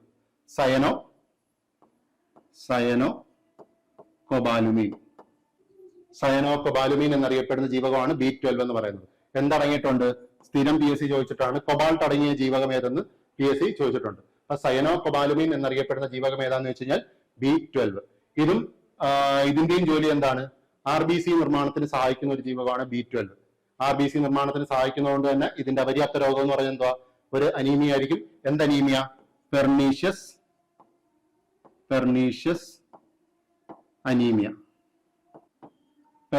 അനീമിയ എന്ന് പറയും. B12ന്റെ അപര്യാപ്ത രോഗമാണ് എന്ത്? Pernicious anaemia. അപ്പൊ ഇത്രയുമാണ് B കോംപ്ലക്സുകൾ എന്ന് പറയുന്നത്. അപ്പൊ ജീവകങ്ങളിൽ നമ്മൾ ജീവകം A എന്താണെന്ന് പറഞ്ഞു, B കോംപ്ലക്സും പറഞ്ഞു, C പറഞ്ഞു, D പറഞ്ഞു. ഇനി ഇതിനകത്ത് Eയും Kയും ആണ് പറയാനുള്ളത്. അത് നമുക്ക് വഴിയെ പറയാം. അപ്പൊ B കോംപ്ലക്സുകൾ എന്തൊക്കെയാണെന്ന് മനസ്സിലായല്ലോ. B1, B2, B3, B5, B6, B7, B9, B12. അപ്പൊ ഇത്രയും മനസ്സിലായെങ്കിൽ നമുക്ക് അടുത്ത ചോദ്യത്തിലേക്ക് കടക്കാം. അടുത്ത ചോദ്യം, 10ാമത്തെ ചോദ്യം. കണ്ണിന്റെ സുഗമമായ പ്രവർത്തനത്തിന് ആവശ്യമായ ജീവകം. വീണ്ടും ജീവിതത്തിൽ നിന്ന് തന്നെയുള്ള ചോദ്യമാണ്. കണ്ണിന്റെ സുഗമമായ പ്രവർത്തനത്തിന് ആവശ്യമായ ജീവകമാണ് ഇത്. ഇതിനകത്ത് കൺഫ്യൂഷൻ ഇല്ലല്ലോ. ഏതാ? ജീവകം A എന്ന് പറയുന്നത്. കണ്ണിന്റെ സുഗമമായ പ്രവർത്തനത്തിന് ആവശ്യമായ ജീവകമാണ് ജീവകം A. ഓക്കെ ആണല്ലോ. നമുക്ക് ജീവകം D നോക്കാം. ജീവകം D ഏതിന്റെ ആരോഗ്യത്തിന് വേണ്ടിയിട്ടാണ്? ജീവകം D എന്ന് പറയുന്നത് എല്ലിന്റെയും പല്ലിന്റെയും പല്ലിന്റെയും ആരോഗ്യത്തിന് ആവശ്യമായ ജീവകമാണെന്ത്? ജീവകം D എന്ന് പറയുന്നത്. ഇവിടെ നമുക്ക് C കൊടുക്കാം. ഇവിടെ ഓപ്ഷനകത്ത് ജീവകം എന്ന് മാത്രമേ വന്നുള്ളൂ. C. ഇവിടെ ഓപ്ഷൻ B എന്നാണ് ജീവകം C. C എന്തിനാണ്? മുറിവ് ഉണങ്ങാൻ സഹായിക്കുന്ന ജീവകം. മുറിവ് ഉണങ്ങാൻ സഹായിക്കുന്ന ജീവകം ഏതാന്ന് വെച്ചാൽ ജീവകം C ആണ്. ജീവകം K ആണെങ്കിലോ രക്തം കട്ടപിടിക്കാൻ സഹായിക്കുന്ന ജീവകം. രക്തം കട്ടപിടിക്കാൻ സഹായിക്കുന്ന ജീവകമാണ് ജീവകം K എന്ന് പറയുന്നത്. ജീവകം A അറിയാലോ നമുക്ക്, കണ്ണിന്റെ ആരോഗ്യത്തിന്. അപ്പൊ ഇവിടെ ഉത്തരം നമുക്ക് കിട്ടി ജീവകം A. അപ്പൊ മനസ്സിലായല്ലോ. ജീവകം D എന്തിനാണ്? എല്ലിന്റെയും പല്ലിന്റെ ആരോഗ്യത്തിന്. ജീവകം C എന്ന് പറയുന്നത് മുറിവ് ഉണങ്ങാൻ വേണ്ടിയിട്ട്. അതേപോലെ രോഗപ്രതിരോധ ശേഷിക്കും ജീവകം C ഗുണകരമാണ്. അതേപോലെ നമ്മുടെ ശരീരത്തിൽ ഏറ്റവും കൂടുതൽ ഇരുമ്പിന്റെ ആഗീരണത്തെ ത്വരിതപ്പെടുത്തുന്ന ജീവകം ചോദിച്ചു കഴിഞ്ഞാലും ജീവകം C ആണ്. അതേപോലെ ജലദോഷത്തിനെതിരെ ഔഷധമായി ഉപയോഗിക്കുന്ന ജീവകം എന്നൊക്കെ ചോദിച്ചു കഴിഞ്ഞാലും ഏത് തന്നെയാണ്? ജീവകം C തന്നെയാണ്. പിന്നെ മൂന്നാമത്തെ ഓപ്ഷനാണ് ജീവകം K. രക്തം കട്ടപിടിക്കാൻ സഹായിക്കുന്ന ജീവകം. ജീവകം A എന്ന് പറയുന്നത് എന്താ? കണ്ണിന്റെ ആരോഗ്യത്തിന് ആവശ്യമായ ജീവകം. അപ്പൊ ഈ ചോദ്യം എല്ലാവർക്കും കിട്ടിയെന്ന് കരുതുന്നു. അടുത്ത ചോദ്യത്തിലേക്ക് പോവാം. അടുത്ത 11ാമത്തെ ചോദ്യം. താഴെ കൊടുത്തിരിക്കുന്നവയിൽ നിന്നും മനുഷ്യ ശരീരത്തിലെ ഏറ്റവും കഠിനമായ പദാർത്ഥത്തിന്റെ പേര് തിരഞ്ഞെടുക്കുക. നമ്മൾ നേരത്തെ വന്ന ഒരു ചോദ്യം തന്നെയാണ്, വേറെ രീതിയിൽ വേറൊരു പരീക്ഷയ്ക്ക് ചോദിച്ചതാണ്. അപ്പം താഴെ കൊടുത്തിരിക്കുന്നവയിൽ നിന്നും മനുഷ്യ ശരീരത്തിലെ ഏറ്റവും കഠിനമായ പദാർത്ഥത്തിന്റെ പേര് തിരഞ്ഞെടുക്കുക. ഇതിനകത്ത് ഓപ്ഷൻ ഏതാ? Option B, enamel. നമ്മൾ നേരത്തെ പറഞ്ഞതാ. പല്ലിന്റെ തന്നെ ഒരു ജീവകലയാണ് എന്ത്? ഡെന്റൈൻ എന്ന് പറയുന്നത്. ഡെന്റൈൻ എന്ന് പറയുന്നത്, അതായത് നിർജീവ കലയാണ് ഇനാമലെങ്കിൽ ജീവനുള്ള കലയാണ് എന്ത്? ഡെന്റൈൻ എന്ന് പറയുന്നത്. ഓക്കെ ആണല്ലോ രണ്ടിന്റെ വ്യത്യാസം. പക്ഷെ ഏറ്റവും കഠിനമായ പദാർത്ഥം ഏതാന്ന് ചോദിച്ചു കഴിഞ്ഞാൽ എന്താണ് ഉത്തരം? ഇനാമലാണ് ഉത്തരം. ഓക്കെ, അപ്പൊ അടുത്ത ചോദ്യത്തിലേക്ക് പോവാം. ഇത് കൂടുതൽ പറയേണ്ടല്ലോ, നേരത്തെ പറഞ്ഞിട്ടുള്ള ഒരു ചോദ്യം തന്നെയാണ്. അടുത്ത 12ാമത്തെ ചോദ്യം. പ്രായപൂർത്തിയായ ഒരു സാധാരണ മനുഷ്യന്റെ വായിൽ ആകെയുള്ള ഉളിപ്പല്ലുകളുടെ എണ്ണം എത്ര? ചോദ്യം എന്താണ്? പ്രായപൂർത്തിയായ ഒരു സാധാരണ മനുഷ്യന്റെ വായിൽ ആകെയുള്ള ഉളിപ്പല്ലുകളുടെ എണ്ണം എത്ര? 4, 2, 8, 6. ഓപ്ഷനുകളാണ്. Option A 4, B 2, C 8, D 6 എന്ന് പറയുന്നത്. അപ്പൊ ഇവിടെ എന്താണ് ഓപ്ഷൻ എന്ന് പറയുന്നത്? ശരിയായ ഉത്തരം ഏതാ? ഉളിപ്പല്ലിന്റെ എണ്ണം എത്ര? ഉളിപ്പല്ലിന്റെ എണ്ണം 8. 8 ഇവിടെ ശരിയായ ഉത്തരം. ഓക്കെ ആണല്ലോ? ഇത് എല്ലാവർക്കും കിട്ടിയെന്ന് കരുതുന്നു. ബാക്കി നമുക്ക് ഇതിനകത്ത് കുറച്ച് കാര്യം കൂടെ നമുക്ക് പറയാം. അതായത് നമ്മുടെ മനുഷ്യന്റെ ശരീരത്തിൽ എത്ര തരം പല്ലുകളുണ്ട് എന്ന് ചോദിച്ചു കഴിഞ്ഞാൽ എത്ര തരമുണ്ട്? 4 തരം പല്ലുകളാണ് മനുഷ്യ ശരീരത്തിലുള്ളത്. നമ്മുടെ മനുഷ്യന് ഉള്ളത് 4 തരം പല്ലുകളാണ്. ഇതും ഒരു PSC മുൻകാല ചോദ്യം തന്നെയാണ്. എത്ര തരം പല്ലുകളാണ് മനുഷ്യരിലുണ്ട് എന്നുള്ളത് ചോദിച്ചിട്ടുണ്ട്. 4 തരം പല്ലുകൾ. ഒന്ന് ഏതാ? ഒന്നാമത്തതാണ് ഉളിപ്പല്ല്. ഉളിപ്പല്ല്. രണ്ടാമത്തത് കോമ്പല്ല്. മൂന്നാമത്തത് അഗ്രചർവണകം. നാലാമത്തത് ചർവണകം. അപ്പം ഉളിപ്പല്ല്, കോമ്പല്ല്, അഗ്രചർവണകം, ചർവണകം. ഇതാണ് 4 തരം പല്ലുകൾ എന്ന് പറയുന്നത്. ഇതിനകത്ത് എണ്ണം നമ്മൾ പഠിച്ചു വെക്കേണ്ടതാണ്. ഉളിപ്പല്ല് എത്ര എണ്ണമാ? ഉളിപ്പല്ല് 8 ഉളിപ്പല്ലാണ് ഒരു സാധാരണ മനുഷ്യരുള്ളത്. അതേപോലെ കോമ്പല്ല് എത്ര എണ്ണമാ? 4 കോമ്പല്ല്. അഗ്രചർവണകം വീണ്ടും 8. ചർവണകം എത്രയാന്ന് വെച്ച് കഴിഞ്ഞാൽ 12. അപ്പം ഉളിപ്പല്ല് 8, കോമ്പല്ല് 4 എണ്ണം, അഗ്രചർവണകം 8, ചർവണകം 12. ഇതാണ് നമ്മുടെ മനുഷ്യരിലെ പല്ലിന്റെ എണ്ണം എന്ന് പറയുന്നത്. ഓക്കെ ആണല്ലോ? ഇനി ഓരോ പല്ലും ചെയ്യുന്ന ജോലികൾ എന്താണെന്നും കൂടെ നമ്മൾ പഠിച്ചിരിക്കണം. ആദ്യത്തത് ഉളിപ്പല്ല്. എന്തിനാ? നമ്മുടെ കടിച്ചു മുറിക്കാൻ വേണ്ടി സഹായിക്കുന്നത്. ഭക്ഷണം കടിച്ചു മുറിക്കാൻ സഹായിക്കുന്നതാണ് എന്ത്? മുറിക്കാൻ സഹായിക്കുന്നതാണ് ഉളിപ്പല്ല് എന്ന് പറയുന്നത്. രണ്ടാമത്തത് കോമ്പല്ല്. 4 എണ്ണം ഉണ്ട്. അതെന്തിനാ? കടിച്ച് കീറാൻ സഹായിക്കുന്നതാണ് കോമ്പല്ല് എന്ന് പറയുന്നത്. അഗ്രചർവണകവും ചർവണകവും എന്ന് പറയുന്നത് ചവച്ചരയ്ക്കാൻ വേണ്ടി സഹായിക്കുന്ന ചവച്ചരയ്ക്കാൻ വേണ്ടി സഹായിക്കുന്ന പല്ലുകളാണ് ഏത്? അഗ്രചർവണകവും ചർവണകവും. ഈ അഗ്രചർവണകവും ചർവണകത്തെയാണ് നമ്മൾ എന്ത് വിളിക്കുന്നത്? അണപ്പല്ലുകൾ എന്ന് വിളിക്കുന്നത്. അണപ്പല്ലുകൾ എന്ന് വിളിക്കുന്നത് എന്തിനാണെന്ന് ചോദിച്ചു കഴിഞ്ഞാൽ എന്താ? അഗ്രചർവണകവും ചർവണകവും.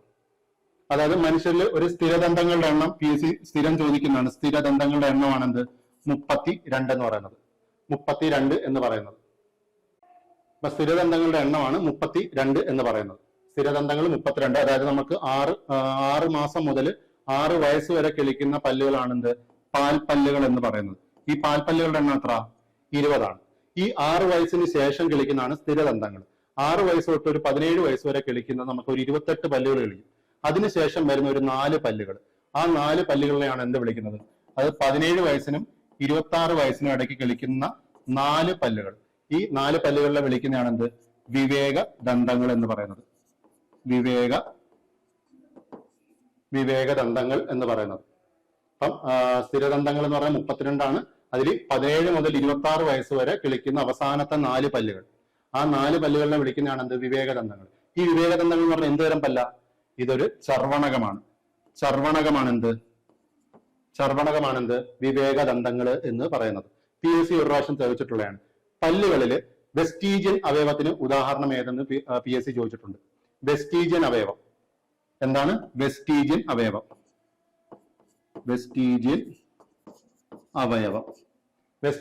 എന്ന് പറഞ്ഞാൽ എന്തുവാ?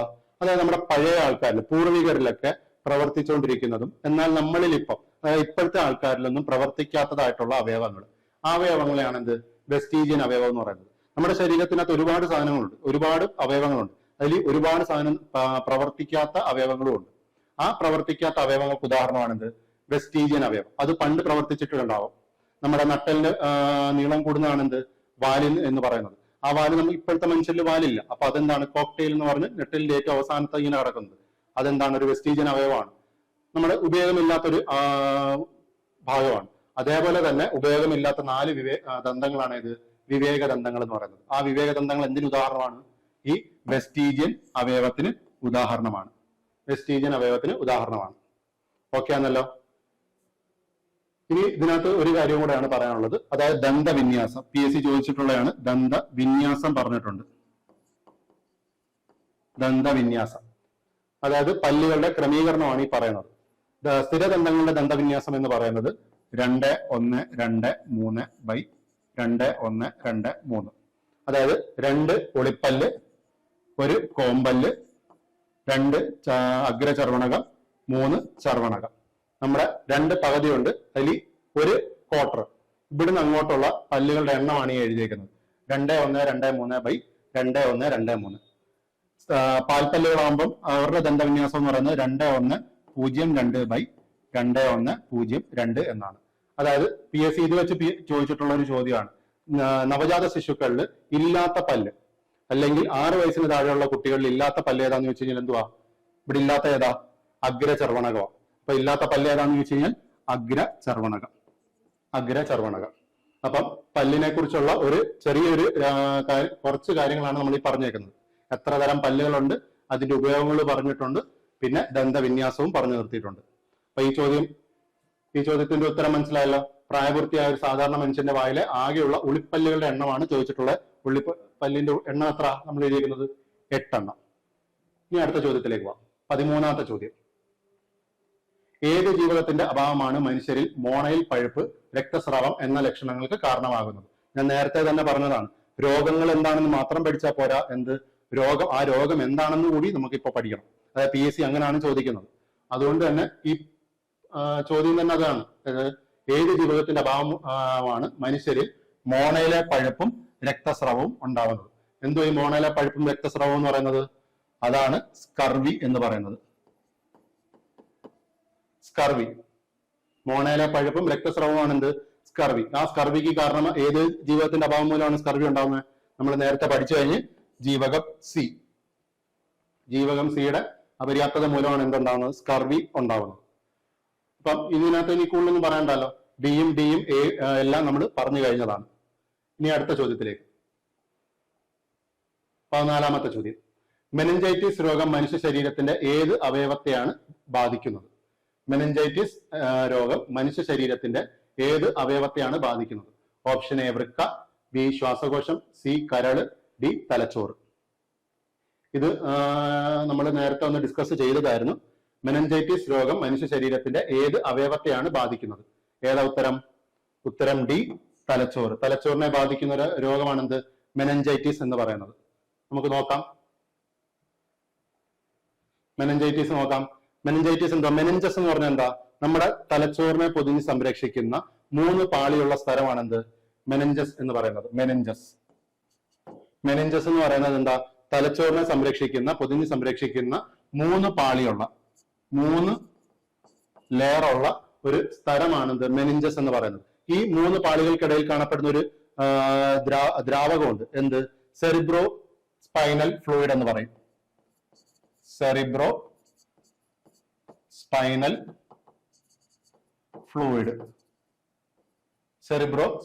ഫ്ലൂയിഡ്. ഈ മെനിഞ്ചസിൽ എന്തെങ്കിലും ഒരു അണുബാധ ഉണ്ടാവുകയോ അല്ല വിഷബാധ ഉണ്ടാവുകയോ ചെയ്യുന്ന ഒരു രോഗമാണെന്ത്? മെനിഞ്ചൈറ്റിസ് എന്ന് പറയുന്നത്.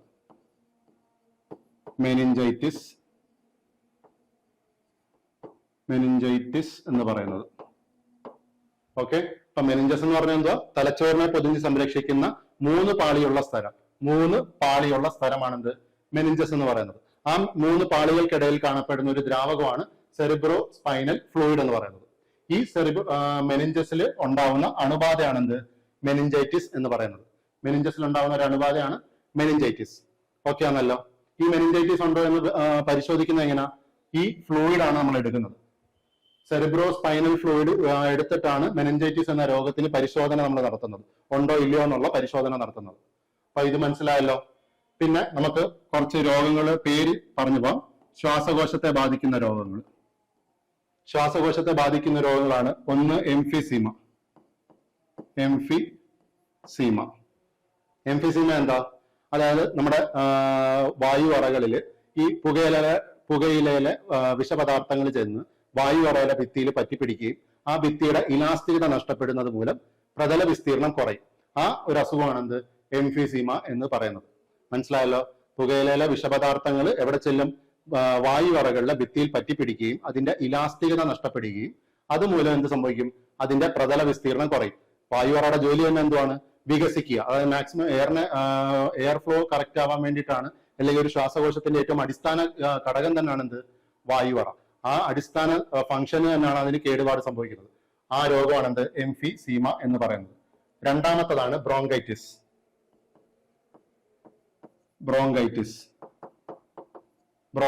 എന്താണ് ബ്രോങ്കൈറ്റിസ് എന്ന് പറയുന്നത്? ശ്വാസകോശത്തിനുണ്ടാകുന്ന വീക്കമാണ്. അതായത് പുകയിലെ ടാറ്, കാർബൺ മോണോക്സൈഡ് പോലുള്ള വിഷപദാർത്ഥങ്ങൾ നമ്മുടെ വായു അറയിൽ ചെന്ന് അവിടെ അടിഞ്ഞുകൂടി രോഗാണുക്കളൊക്കെ പെരുകി അവിടെ ശ്ലേഷ്മമായിട്ട് അടിഞ്ഞുകൂടും. അതുമൂലം ശ്വാസകോശത്തിന് ഒരു വീക്കം സംഭവിക്കും. ആ ശ്വാസകോശത്തിനുണ്ടാകുന്ന വീക്കമാണെന്ത്? ബ്രോങ്കൈറ്റിസ് എന്ന് പറയുന്നത്. പിന്നെ നമുക്കറിയാം വേറെ എന്തൊക്കെ രോഗങ്ങളാ? ശ്വാസകോശ അർബുദം, ലങ് ക്യാൻസർ. ശ്വാസകോശ അർബുദം. പിന്നീട് സിലിക്കോസിസ്. അതായത് സിലിക്കോസിസ് നമ്മുടെ ഈ ക്വാറിയിൽ അല്ലെ പാറമടയിലൊക്കെ ജോലി ചെയ്യുന്നവരിൽ സ്ഥിരം കണ്ടുവരുന്ന ഒരു അസുഖമാണ് സിലിക്കോസിസ് എന്ന് പറയുന്നത്. പിന്നെന്തുവാ? ആസ്മ. ഇതൊക്കെ എന്താണ്? ശ്വാസകോശത്തെ ബാധിക്കുന്ന രോഗങ്ങളാണ്. ഈ രോഗങ്ങളെല്ലാം നമ്മുടെ ടെക്സ്റ്റ് ബുക്കിൽ പറഞ്ഞിട്ടുള്ള രോഗങ്ങൾ തന്നെയാണ്. അതായത് സിലിക്കോസിസ് വരെ നമ്മുടെ 9ാം ക്ലാസ് ടെക്സ്റ്റിലും ആസ്മ നമ്മൾ +1 ടെക്സ്റ്റിലും നമ്മൾ പറഞ്ഞിട്ടുണ്ട്. അപ്പൊ ശ്വാസകോശമായിട്ട് ബന്ധപ്പെട്ട രോഗങ്ങളൊക്കെയാണല്ലോ. ഇനി വൃക്കയായിട്ട് ബന്ധപ്പെട്ട രോഗങ്ങൾ നമ്മൾ നേരത്തെ പറഞ്ഞു കഴിഞ്ഞു. എന്തൊക്കെയായിരുന്നു? നെഫ്രൈറ്റിസ്, യുറീമിയ, വൃക്കയിലെ കല്ല് എന്നൊക്കെ ഉള്ളത്. അപ്പം ഈ രോഗങ്ങൾ എല്ലാവർക്കും മനസ്സിലായെന്ന് കരുതുന്നു. ഇനി അടുത്ത ചോദ്യത്തിലേക്ക് പോകാമല്ലോ. അടുത്ത 15ാമത്തെ ചോദ്യം. വിറ്റാമിൻ സിയുടെ കുറവ് മൂലം മനുഷ്യരിൽ ഉണ്ടാകുന്ന രോഗമേത്? വിറ്റാമിൻ സിയുടെ കുറവ് മൂലം മനുഷ്യരിൽ ഉണ്ടാകുന്ന രോഗമേത്? ഇന്നത്തെ ചോദ്യ സെഷനിൽ ഏറ്റവും കൂടുതൽ വന്നിട്ടുള്ള ഏത് ടോപ്പിക്കിൽ നിന്നാ? ജീവകം എന്ന ടോപ്പിക്കിൽ നിന്നാണ് ഏറ്റവും കൂടുതൽ ചോദ്യങ്ങൾ വന്നിട്ടുള്ളത്. അതായത് അതിന്റെ അർത്ഥം തന്നെ എന്താണ്? ഏറ്റവും കൂടുതൽ ചോദ്യപേപ്പർ എടുത്തു കഴിഞ്ഞാൽ, അല്ലെങ്കിൽ ഒരു കുറെ ചോദ്യപേപ്പർ എടുത്താൽ അതിനകത്ത് എല്ലാത്തിനകത്തും വരുന്ന ഒരു ടോപ്പിക്കാണ് എന്ത്? ജീവകം എന്ന് പറയുന്നത്. അപ്പം ജീവകം എന്ന് പറയുന്നത് ടോപ്പിക്ക് വളരെ എളുപ്പമാണ്. പക്ഷെ അതിനകത്ത് തെറ്റിച്ചു കഴിഞ്ഞാൽ അത് ഒരുപാട് റാങ്ക് പുറയിലേക്ക് പോകാൻ സാധ്യതയുള്ള ഒരു ടോപ്പിക് കൂടിയാണ്. ഓക്കെ ആണല്ലോ. അപ്പൊ നമുക്ക് ചോദ്യത്തിലേക്ക് കിടക്കാം. വിറ്റാമിൻ സിയുടെ കുറവ് മൂലം മനുഷ്യരിൽ ഉണ്ടാകുന്ന രോഗം ഏതാണെന്ന് ചോദിച്ചു കഴിഞ്ഞാൽ എന്താണ്? നമ്മൾ നേരത്തെ ഉത്തരം പറഞ്ഞു കഴിഞ്ഞു, സ്കർവി. ബാക്കി റിക്കറ്റ്സ് ഏതിന്റെ കുറവ് മൂലമാണ്? ഡിയുടെ കുറവ് മൂലം ഉണ്ടാവുന്നതാണ് റിക്കറ്റ്സ്. B3 നിയാസിൻ അല്ലെങ്കിൽ നിക്കോട്ടിനിക് ആസിഡ്, അതിന്റെ കുറവ് മൂലം ഉണ്ടാകുന്ന അസുഖമാണ് പെല്ലഗ്ര. പിന്നെ B അല്ലെങ്കിൽ B1, ജീവകം B അല്ലെങ്കിൽ B1 എന്താ? തയാമിൻ. അതിന്റെ കുറവ് മൂലം ഉണ്ടാകുന്ന ഒരു അസുഖമാണ് ബെറിബെറി എന്ന് പറയുന്നത്. അപ്പൊ ഇതെല്ലാവർക്കും മനസ്സിലായല്ലോ. ഇനി അടുത്ത ചോദ്യത്തിലേക്ക്. മനുഷ്യ മസ്തിഷ്കത്തിന്റെ ഭാഗമായ സെറിബ്രത്തെ കുറിച്ച് ശരിയായ പ്രസ്താവന തിരഞ്ഞെടുക്കുക. താഴെ കൊടുത്തിരിക്കുന്നതിൽ നിന്നും. പേശി പ്രവർത്തനങ്ങളെ ഏകോപിപ്പിച്ച്, ഒന്നാമത്തെ സ്റ്റേറ്റ്മെന്റ് ആണ്, പേശി പ്രവർത്തനങ്ങളെ ഏകോപിപ്പിച്ച് ശരീര തുലനനില പാലിക്കുന്നു. ചിന്ത, ബുദ്ധി, ഓർമ്മ, ഭാവന എന്നിവയുടെ കേന്ദ്രം. മൂന്നാമത്തത് ഐച്ഛിക പ്രവർത്തനങ്ങളെ നിയന്ത്രിക്കുന്നു. അപ്പൊ മനുഷ്യ മസ്തിഷ്കത്തിന്റെ ഭാഗമായ സെറിബ്രത്തെ കുറിച്ച് ശരിയായ പ്രസ്താവന തിരഞ്ഞെടുക്കുക. താഴെ കൊടുത്തിരിക്കുന്നതിൽ നിന്നും. പേശി പ്രവർത്തനങ്ങളെ ഏകോപിപ്പിച്ച് ശരീര തുലനനില പാലിക്കുന്നു. രണ്ടാമത്തെ ചിന്ത, ബുദ്ധി, ഓർമ്മ, ഭാവന എന്നിവയുടെ കേന്ദ്രം. മൂന്നാമത്തത് ഐച്ഛിക പ്രവർത്തനങ്ങളെ നിയന്ത്രിക്കുന്നു. അപ്പം സെറിബ്രം എന്താണ് ചെയ്യുന്നത്? നമ്മുടെ തലച്ചോറിലെ ഏറ്റവും കൂടുതൽ കാണപ്പെടുന്ന ഭാഗം, 80% കാണപ്പെടുന്നതാണ് എന്ത്? സെറിബ്രം എന്ന് പറയുന്നത്. മസ്തിഷ്കത്തിന്റെ 80% എന്താണ്? സെറിബ്രമാണ്. ആ സെറിബ്രത്തിലെ കുറിച്ച് ശരിയായ പ്രസ്താവന തിരഞ്ഞെടുക്കുക എന്നുള്ളതാണ് ചോദ്യം. ഓക്കെ, ഇനി അടുത്ത ചോദ്യമാണ് 16ാമത്തെ ചോദ്യം. മനുഷ്യ മസ്തിഷ്കത്തിന്റെ ഭാഗമായ സെറിബ്രത്തെ കുറിച്ചുള്ള ശരിയായ പ്രസ്താവന തിരഞ്ഞെടുക്കുക. അതാണ് അടുത്ത ചോദ്യം. മനുഷ്യ മസ്തിഷ്കത്തിന്റെ ഭാഗമായ സെറിബ്രത്തെ കുറിച്ചുള്ള ശരിയായ പ്രസ്താവന തിരഞ്ഞെടുക്കുക. അതിൽ ഒന്നാമത്തെ സ്റ്റേറ്റ്മെന്റ് ആണ്, പേശി പ്രവർത്തനങ്ങളെ ഏകോപിപ്പിച്ച് ശരീര തുലനനില പാലിക്കുന്ന അവയവം. രണ്ടാമത്തത് ചിന്ത, ബുദ്ധി, ഓർമ്മ, ഭാവന എന്നിവയുടെ കേന്ദ്രം. മൂന്നാമത്തെ സ്റ്റേറ്റ്മെന്റ് ഐച്ഛിക പ്രവർത്തനങ്ങളെ നിയന്ത്രിക്കുന്നു. അപ്പം സ്റ്റേറ്റ്മെന്റുകൾ ഇത്രയാണ് പറഞ്ഞിട്ടുള്ളത്. ഇതിനകത്ത് സെറിബ്രത്തെ കുറിച്ചുള്ള ശരിയായ പ്രസ്താവന തിരഞ്ഞെടുക്കുക എന്നുള്ളതാണ്. ഇതിനകത്ത് എന്തൊക്കെയാണ് ശരി? ഇതിന്റെ ശരിയായ സ്റ്റേറ്റ്മെന്റ് എന്ന് പറയുന്നത് 2, അതായത് ചിന്ത, ബുദ്ധി, ഓർമ്മ, ഭാവന എന്നിവയുടെ കേന്ദ്രം. മൂന്നാമത്തത് ഐച്ഛിക പ്രവർത്തനങ്ങളെ നിയന്ത്രിക്കുന്നു. ഇത് രണ്ടുമാണ് എന്തിനെ കുറിച്ചുള്ള ശരിയായ സ്റ്റേറ്റ്മെന്റുകൾ? സെറിബ്രത്തെ കുറിച്ചുള്ള സ്റ്റേറ്റ്മെന്റ് എന്ന് പറയുന്നത്. ഒന്നാമത്തെ സ്റ്റേറ്റ്മെന്റ് എന്തുവാ? പേശി പ്രവർത്തനങ്ങളെ ഏകോപിപ്പിച്ച് ശരീര തുലന നില പാലിക്കുന്നു. പേശി പ്രവർത്തനങ്ങളുടെ നിയന്ത്രണം ആരാ? സെറിബെല്ലമാണ് ചെയ്യുന്നത്. സെറിബെല്ലമാണ് എന്തിന്റെ പ്രവർത്തനം നടക്കുന്നത്? പേശി പ്രവർത്തനങ്ങളെ ഏകോപിപ്പിക്കുന്നത്. അപ്പം ഈ 3 സ്റ്റേറ്റ്മെന്റുകളിൽ ഒന്നാമത്തെ സ്റ്റേറ്റ്മെന്റ് ആണ് പേശി പ്രവർത്തനങ്ങളെ ഏകോപിപ്പിച്ച് ശരീര തുലന നില പാലിക്കുന്നു. നമ്മുടെ ശരീര തുലന നില പാലിക്കുന്ന അവയവം ഏതാന്ന് ചോദിച്ചു കഴിഞ്ഞാൽ എന്താണ്? ചെവിയാണ്. ശരീര തുലന നില പാലിക്കുന്ന അവയവമാണ് ചെവി. ആ ചെവിയോടൊപ്പം പ്രവർത്തിച്ച് പേശി പ്രവർത്തനങ്ങളെ ഏകോപിപ്പിച്ച് ശരീര തുലന നില പാലിക്കുന്ന തലച്ചോറിലെ ഭാഗം ഏതാണെന്ന് ചോദിച്ചു കഴിഞ്ഞാൽ സെറിബെല്ലമാണ്. അടുത്ത സ്റ്റേറ്റ്മെന്റ് ആണ് ചിന്ത, ബുദ്ധി, ഓർമ്മ, ഭാവന എന്നിവയുടെ കേന്ദ്രം. ചിന്ത, ബുദ്ധി, ഓർമ്മ, ഭാവന എന്നിവയുടെ കേന്ദ്രം എന്തിനെ കുറിച്ചുള്ള? സെറിബ്രത്തെ കുറിച്ചുള്ള സ്റ്റേറ്റ്മെന്റ് ആണ്. അതേപോലെ തന്നെ ഐച്ഛിക പ്രവർത്തനങ്ങളെ നിയന്ത്രിക്കുന്നതും ആരാ? സെറിബ്രമാണ്. അങ്ങനെയാണെങ്കിൽ അനൈച്ഛിക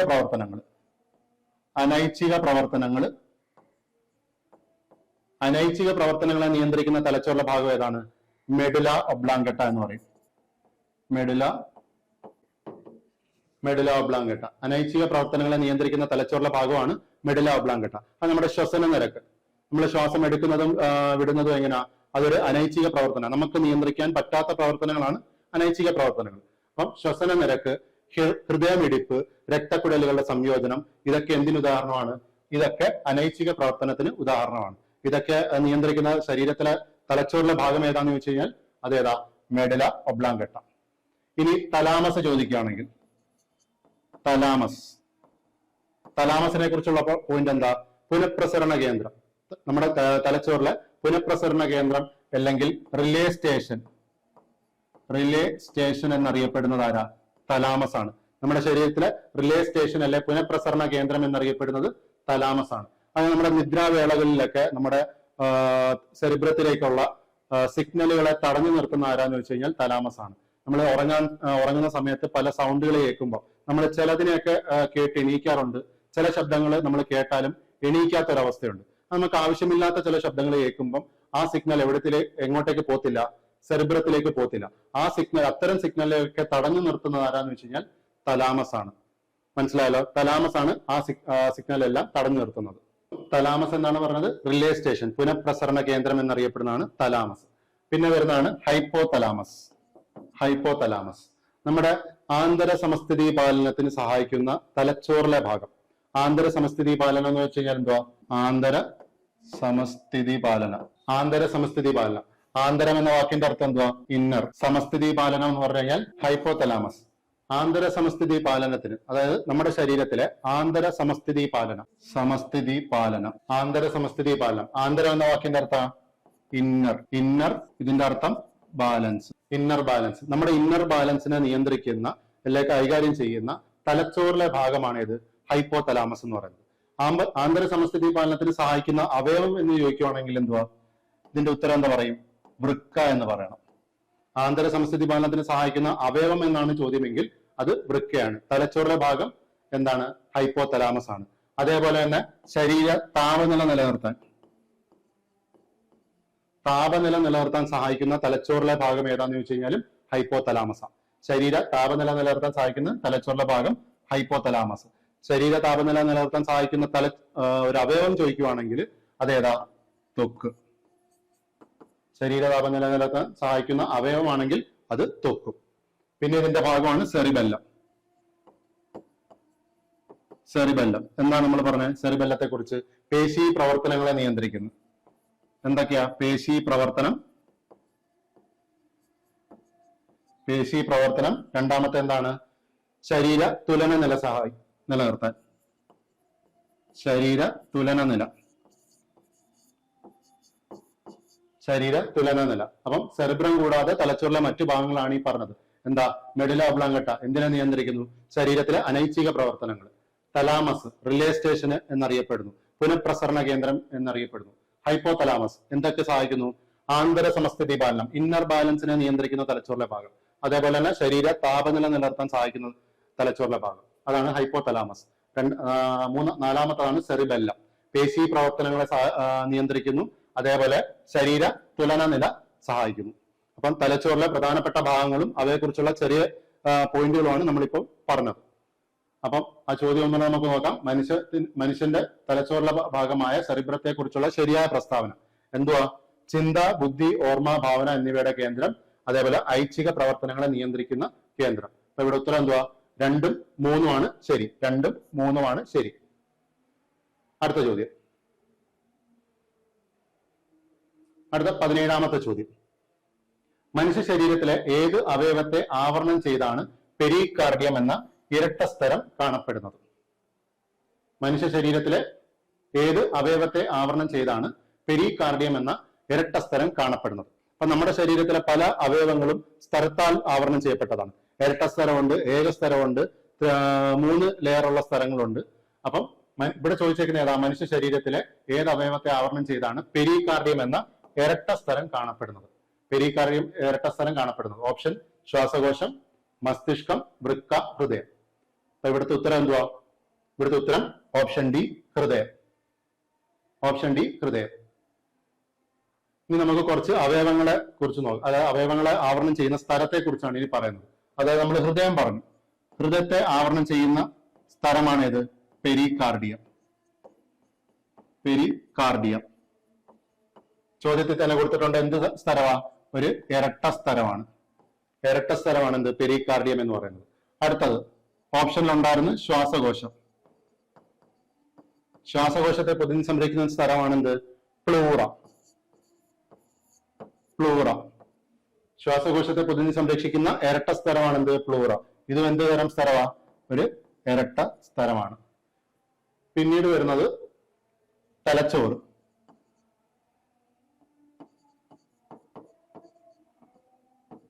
തലച്ചോറിനെ പൊതിഞ്ഞ് സംരക്ഷിക്കുന്ന സ്ഥലം അതാണ് എന്ത്? നമ്മൾ നേരത്തെ പറഞ്ഞതാണ് മെനിഞ്ചസ്. മെനിഞ്ചസ്. മെനിഞ്ചസ് എന്ന് പറഞ്ഞാൽ എത്ര ലെയർ ഉള്ള സ്ഥലങ്ങളാണ്? മെനിഞ്ചസ് എന്ന് പറയുന്നത് 3 ലെയർ ആണ്. 3 ലെയർ ഉള്ള സ്ഥലമാണ് എന്ത്? മെനിഞ്ചസ് എന്ന് പറയുന്നത്. പിന്നീട് ഒരു കോശത്തെ പൊതിഞ്ഞ് സംരക്ഷിക്കുന്നത് എന്താണ്? കോശത്തെ പൊതിഞ്ഞ് സംരക്ഷിക്കുന്നതാണ് എന്ത്? കോശസ്തരം. കോശസ്തരം അല്ലെങ്കിൽ പ്ലാസ്മാ സ്തരം എന്ന് പറയും. പ്ലാസ്മാ സ്തരം. ഈ കോശത്തിന്റെ ഈ പ്ലാസ്മാ മെംബ്രെയിൻ, പ്ലാസ്മാ സ്തരം അല്ലെ പ്ലാസ്മാ മെംബ്രെയിൻ, ഈ പേര് നൽകിയതാരാ? ഈ പേര് നൽകിയ വ്യക്തിയാണ് തിയോഡർ ഷ്വാൻ. തിയോഡർ ഷ്വാൻ ആണ് പ്ലാസ്മാ മെംബ്രെയിൻ എന്ന പേര് നൽകിയത്. തിയോഡർ ഷ്വാൻ നമുക്കറിയാലോ, ജന്തുകോശം കണ്ടെത്തിയ വ്യക്തിയാണ് ആര്? തിയോഡർ ഷ്വാൻ എന്ന് പറയുന്നത്. പിന്നീട് സ്ഥിരം കോശങ്ങളിൽ നിന്ന് സ്ഥിരം PSC ചോദിച്ചിട്ടുള്ള ചോദ്യമാണ് ഫേനത്തെ പൊതിഞ്ഞ് സംരക്ഷിക്കുന്ന ആവരണം, സവിശേഷമായ ആവരണം. അതേതാ? ടോണോപ്ലാസ്റ്റ്. ടോണോപ്ലാസ്റ്റ്. ഇതൊരു സിംഗിൾ ലെയർഡ്, ഒരു ലെയറുള്ള മെംബ്രെയിൻ ആണ്. ഏക സ്ഥലമാണ് എന്ത്? ഫേനത്തെ പൊതിഞ്ഞ് സംരക്ഷിക്കുന്ന ടോണോപ്ലാസ്റ്റ് എന്ന് പറയുന്നത്. ഇനി കോശാംഗങ്ങളിൽ തന്നെ മറ്റൊന്നാണ് എന്ത്? റൈബോസോം.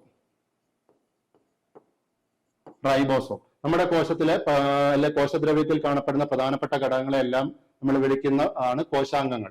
ആ കോശാംഗങ്ങളിനകത്ത് എല്ലാത്തിനും എന്തുണ്ട്? സ്ഥലത്താൽ ആവരണം ചെയ്യപ്പെട്ടതാണ്. ഈ റൈബോസോമിന്റെ കാര്യം ചോദിച്ചു കഴിഞ്ഞാൽ സ്ഥലത്താൽ ആവരണം ചെയ്യപ്പെടാത്ത കോശാംഗം ഏതാന്ന് ചോദിച്ചു കഴിഞ്ഞാൽ അത് റൈബോസോമ. ഇതിനെന്തില്ല? സ്ഥലം ഇല്ല. റൈബോസോമിന് അതിനെ ആവരണം ചെയ്തിട്ടുള്ള ഒരു സ്ഥലമില്ല. അപ്പം ഇത്രയും പ്രധാനപ്പെട്ട അവയവങ്ങളും അതിന്റെ പൊതിഞ്ഞ് സംരക്ഷിക്കുന്ന ആവരണത്തെ കുറിച്ചാണ് പറഞ്ഞത്. ആദ്യത്തെ ഹൃദയം പെരികാർഡിയം, ശ്വാസകോശം പ്ലൂറ, തലച്ചോറിനെ പൊതിഞ്ഞ് സംരക്ഷിക്കുന്നത് മെനിഞ്ചസ്, കോശത്തെ പൊതിഞ്ഞ് സംരക്ഷിക്കുന്ന കോശസ്ഥലം അല്ലെങ്കിൽ പ്ലാസ്മാ സ്ഥലം, ഫേനത്തെ പൊതിഞ്ഞ് സംരക്ഷിക്കുന്ന ടോണോപ്ലാസ്റ്റ്, റൈബോസോമിനാണെങ്കിൽ ഒരു കോശസ്ഥലം ഇല്ല അല്ലെങ്കിൽ ഒരു സ്ഥലത്താൽ ആവരണം ചെയ്യപ്പെടാത്ത ഒരു കോശാംഗം ഏതാന്ന് ചോദിച്ചു കഴിഞ്ഞാൽ അതേതാ? റൈബോസോമാണ്. അപ്പൊ ഇതെല്ലാവർക്കും മനസ്സിലായല്ലോ. ഇവിടെ നമുക്ക് ക്വസ്റ്റ്യനിൽ കിട്ടിയല്ലോ. മനുഷ്യ ശരീരത്തിലെ ഏത് അവയവത്തെയാണ് പെരികാർഡിയം കാണപ്പെടുന്നത്? എവിടാ? ഹൃദയത്തെ. മസ്തിഷ്കം നമ്മൾ പറഞ്ഞല്ലോ മെനിഞ്ചസ്, ശ്വാസകോശത്തെ പൊതിഞ്ഞ് സംരക്ഷിക്കുന്നത് പ്ലൂറ. ഇനി അടുത്ത ചോദ്യത്തിലേക്ക് പോവാം. വീണ്ടും അടുത്ത ചോദ്യമാണ് ജീവകം എയുടെ അപര്യാപ്തത കൊണ്ട് ഉണ്ടാകുന്ന ഒരു രോഗം. ജീവകം എയുടെ അപര്യാപ്തത മൂലം ഉണ്ടാകുന്ന രോഗം ഏതാ? നമ്മൾ ഓൾറെഡി പറഞ്ഞു കഴിഞ്ഞു. ഏതാ? നിശാന്തത. നിശാന്തത എന്താണ് രോഗം? നമ്മൾ പറഞ്ഞ രോഗം എന്താണെന്ന് കൂടി പഠിക്കണം. നിശാന്തത എന്തുവാ? മങ്ങിയ പ്രകാശത്തിൽ കാഴ്ച സാധ്യമാക്കാത്ത അവസ്ഥയാണ് എന്ത്? നിശാന്തത എന്ന് പറയുന്നത്. അതായത് മങ്ങിയ പ്രകാശത്തിൽ നമ്മൾക്ക് കാണാൻ സഹായിക്കുന്ന കോശങ്ങളാണ് റോഡ് കോശങ്ങൾ. ആ റോഡ് കോശങ്ങളിലെ വർണ്ണവസ്തുവാണ് എന്ത്? റോഡോപ്സിൻ. റോഡോപ്സിനിലെ പ്രധാനപ്പെട്ട ഒരു ഘടകമാണ് റെറ്റിനാൾ.